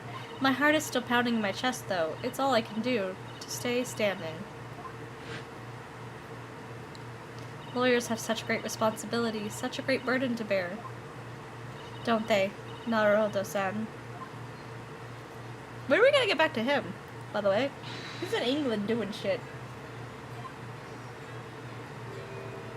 Thank you so much. You were so dashing in there. Ray and Father. Honestly, I'm so touched by everything you've... Oh no, I think I'm going to cry. It wasn't easy, but together, we made it. I was on the verge of tears at the end, too. The only reason I'm still here is because of you. Oh no, I can't take all the credit. It took courage to tell the truth in there. You did wonderfully, Ray.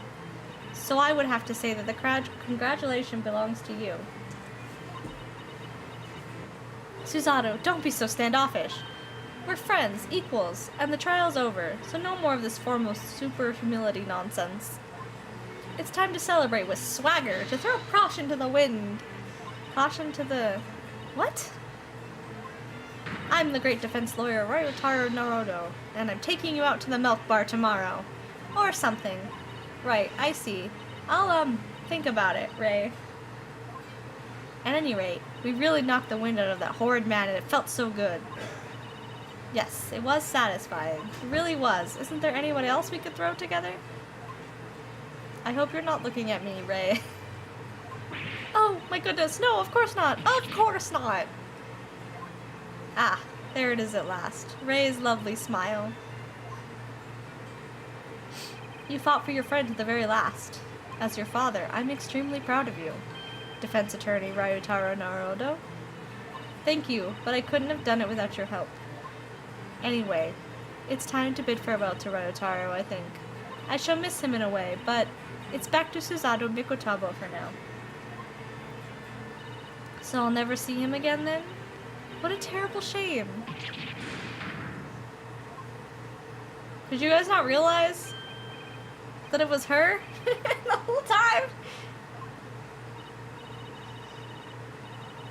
I do hope you're healing well. Is that really you? Yes, I had to change my appearance for, well, obvious reasons, I hope. But it's me, Susato Mikotoba. I don't... So dashing. So divine.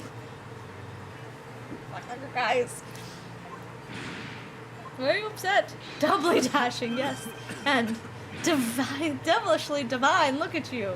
I had no idea, Miss Susato-san Escares, that you were locum student Naruhito Esquire's cousin. Astoundingly ace attorney. Oh my god, name drop.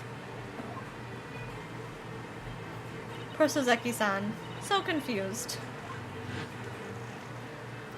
I still remember the first time I ever met him. He was in prison cell in London. What an extraordinary conundrum it was that an unwitting student from Japan found himself embroiled in. But after Naruhito-san's skillful defense at the Old Bailey, Suzeki-san was free to return to Japan. And now he seems to have earned himself great fame as an author. I'm stunned. That's a truly impressive disguise. Even I had no idea, and I'm chief inspector at the police bureau. Who came up with Mr. Turtle, no less? I'm not sure you should be admitting to that, Inspector. Amazing. You're a woman of many faces, I see. Just two, really, and this was a once-in-a-lifetime event, I hope. Oh, I'm not a patch on you, though, Inspector. Well, I am a professional, of course. I do worry about Inspector Hosonaga sometimes. I really do. 9 months ago, when he appeared here at the Supreme Court to testify, he was undercover, disguised as the head waiter of a restaurant. And then on the steamship to Great Britain, of course, disguised as a sailor to keep us safe on the journey. Though that didn't help you, did it, Kazuma-sama? From my perspective, I have to admit that I have mixed feelings about all this. I mean, now that the truth has been lost forever. What do you mean? I'm talking about the murder that the Englishwoman committed at the end of last year. Ah yes, it was the English doctor she'd killed, as I understand it. Dr. John H. Wilson, yes, the man I invited to Japan personally. The mystery is, why did she kill him? And now that the culprit herself is dead, we'll probably never know the answer. On the voyage to Great Britain, we had a most unexpected encounter with Mr. Herlock Sholmes. The great detective, I mean. Yes, I remember Mr. Sholmes well, of course. Ah, my arch-nemesis! How lightly you utter his name! Well, according to the stories published about him in the Adventures of Herlock Sholmes, the detective once had a partner who helped him solve crimes, a best friend. And that man was an exceptional doctor of medicine by the name of John H. Wilson. I just can't believe that it's a coincidence. I think that the English doctor of medicine killed here in Japan 9 months ago must have been the friend and partner of Mr. Sholmes. You would be correct. And if that's really true, then the poor girl won't ever see her beloved father again.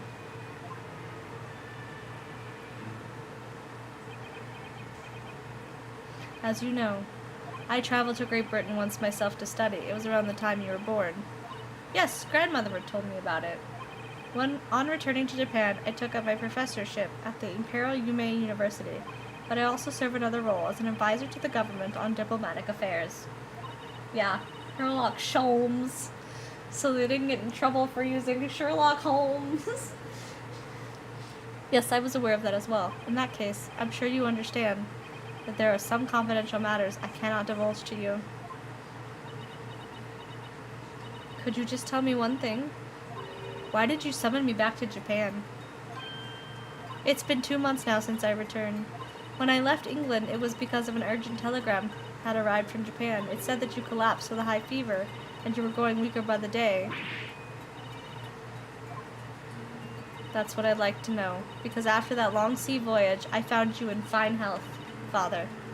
Was there something in Great Britain that you perceived might inconvenience me in some way, or harm me? That's really the only explanation I can think of. Dear me, do you reserve your most cutting glares for your father, Suzaru?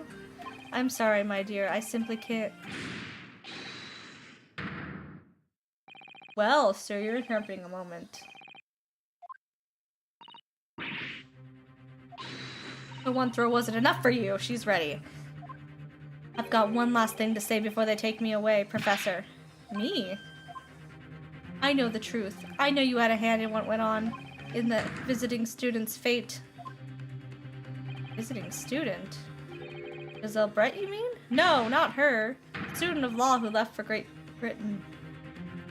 Kazuma? Student of law? He must mean Kazuma-sama. What are you talking about? What does any of this have to do with Kazuma? Nobody here in Japan knows anything about it. They don't know that the guy never made it to England, that he died on that steamship, and that he'll never... Well, I didn't expect to find him in here. What were you officers playing at? What the heck is happening? I was coming to tell you that the rickshaw has arrived, Yujin, and it's a good job I came by. Yes, thank you for dealing with him, and I'll be there shortly. Oh, Your Excellency. The trial's over. I'm not Your Excellency anymore. Merely your father's friend, Shishiro Jigoku. Jigoku? I can say. Seemed to have taken on a more dashing appearance. So you knew the whole time? Did you know all along from the start of the trial? I judge she's everything. Uzatu. I couldn't let you take the risk. If Shishiro here hadn't known and then he'd recognized you, I had a word in his ear beforehand, as an old friend. Can you let her do more cases then? She's good at it. Sorry, my dear. We shall have to return to our earlier conversation at a later date. But well done again, both of you. You did admirably. Oh, thank you very much. What did you think of my Shishiro sling, huh? It's been a while since I sent a man flying like that.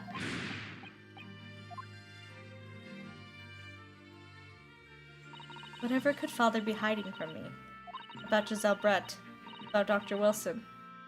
And now it seems, according to the reporter, about Kazuma-sama. I'm going to have to bring this up with Father sometime. When nobody else is around.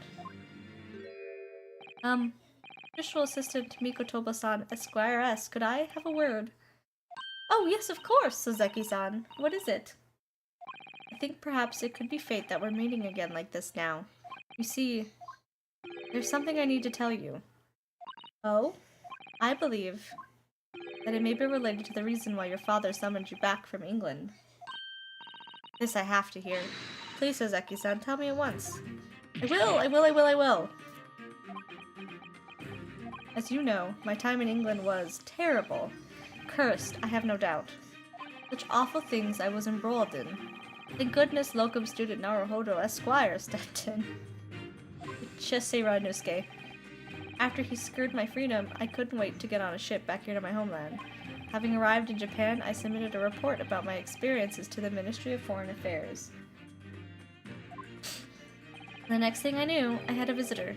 It was your father, Professor Mikotoba. He wanted to ask me all sorts of things about my report. My father? He seemed to be especially taken with a particular part of the report.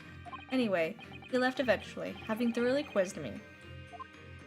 But it was the very next day that he sent the telegram to you, asking me to return to Japan.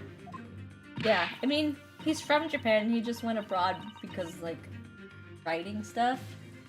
That didn't end well, apparently. I don't really know exactly. Do you remember them?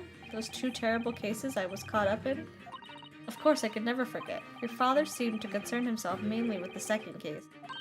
The second one? You mean the one Mr. Sholmes forbade any of us to talk about in public? Which is why the only case involving you that any member of the public are aware is the first. Well, I don't care. I don't have to listen to what that dastardly detective says. Anyway, the point is, it seems that the case somehow holds the key to all these curious, unanswered questions. That horrific, hideous, heinous case, the case of the haunted lodgings. Right, okay. The case somehow caused my father to summon me urgently back to Japan? I thought the whole business was over, but it seems I was wrong. Perhaps that was only the start. Perhaps the story is not yet told.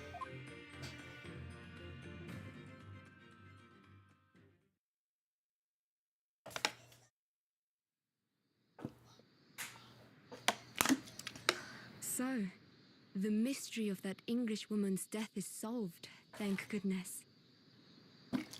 And having stood in the Supreme Court now, I think I can comprehend a little better. How you must be feeling as you fight for people's freedom in a foreign land, Naruhodo-san.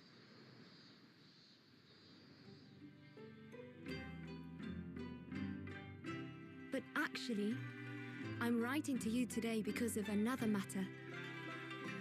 I met Soseki-san and we talked about that second case he was involved in. Father has said nothing to me, but I feel certain of it. That case holds the key to some great unsolved mystery. My notes on the case should still be in the office, tucked away at the back of the shelves on the left. Perhaps you might like to look over them again. Today, for the first time this year, it feels as though summer has arrived. The sky is a brilliant blue. It makes me long to see you again. Yours, Susato.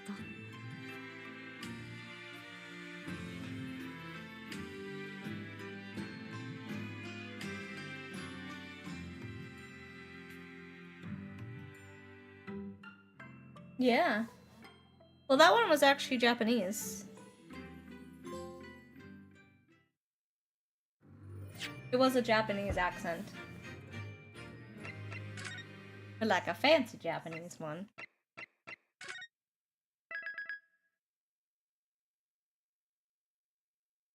Episode 2.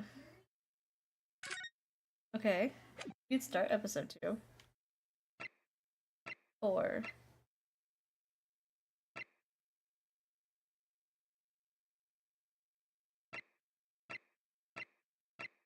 Cool. 2.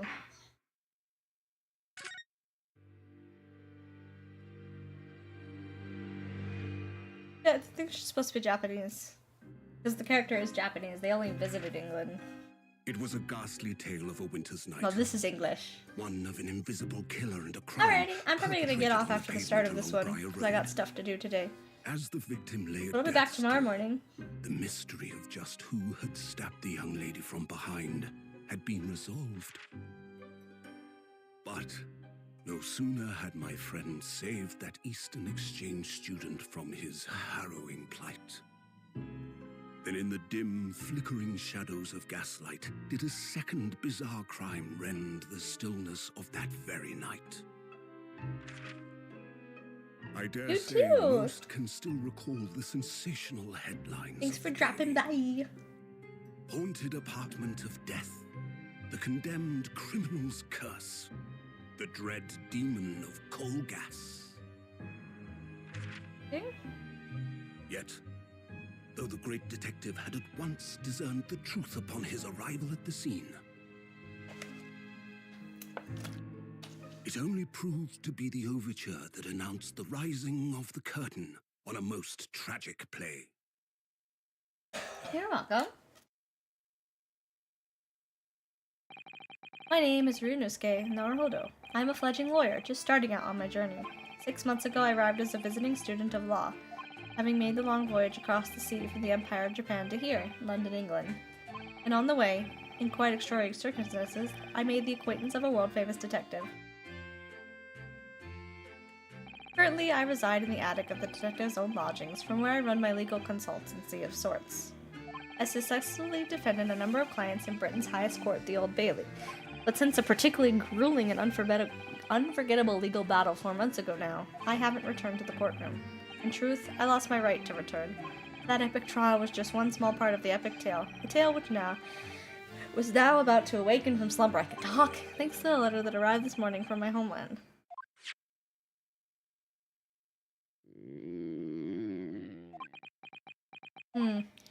What a delicious smell wafting up from the stairs. It must be nearly time for breakfast. I'd better go down to Mr. Sholmes' suite and say good morning to the great detective and his flatmate.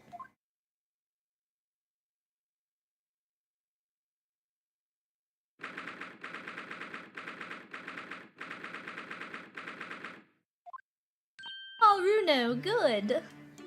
I was just about to call out to you. The bacon's ready.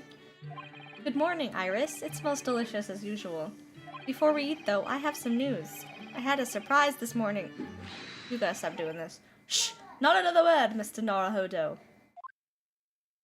This could be just the abstruse thing for my pre-breakfast stagnation, repelling mental stimulation, my dear fellow. Oh, what? Oh, you're trying to wake up to use your brain? Okay, buddy, you didn't have to say all of it like that. Morning to you too, Mr. Sholmes. Ah, yes, I see. So that's it. Get out of my face. Get out of my face. Oh my god, I had a whole case of not having to worry about you being in my face, and now you're in my face. The truth is as clear to me as day. My faculties of observation have revealed it again. What are you talking about? You, Mr. Naruhodo, you have, this very morning, met with a surprise. Well, is that not the case?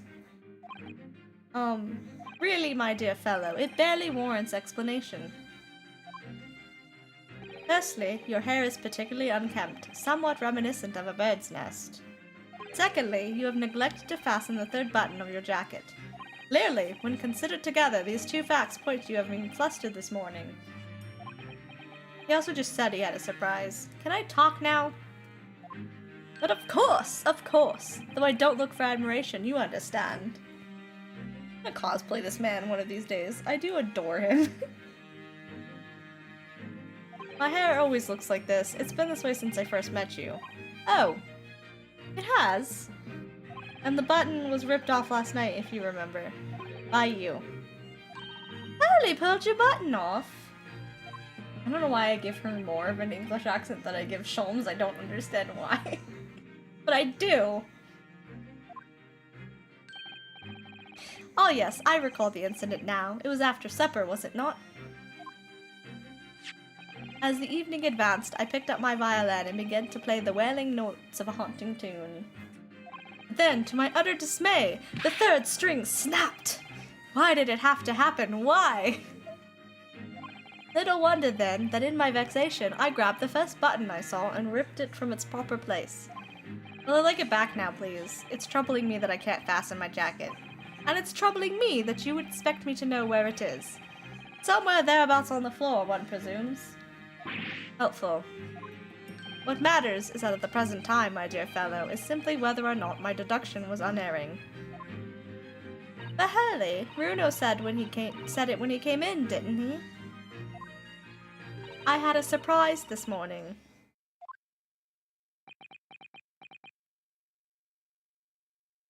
I missed you, Sholmes. Well, that really is a surprise. Yes, this man is the pride of the British Empire, the famous consulting detective, Mr. Sherlock Sholmes. There can't be a single person in the world who doesn't know his name. Alright then, enough of this silly conversation. Come and eat this bacon before it goes cold. And I have a new herbal tea for you to try too. My latest special blend. And here we have Iris Wilson, Mr. Sholmes' lodger and companion.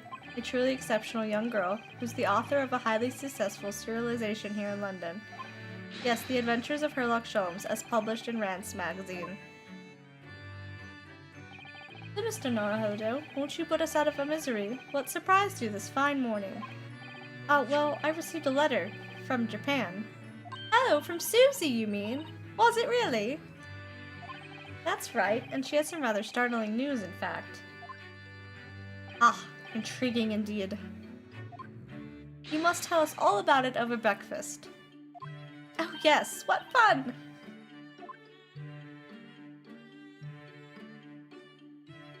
This is actually a great place to just fucking save the game before anything confusing happens that confuses me and I don't remember what the fuck we're doing. That way we can start the episode mostly fresh next time. Bye!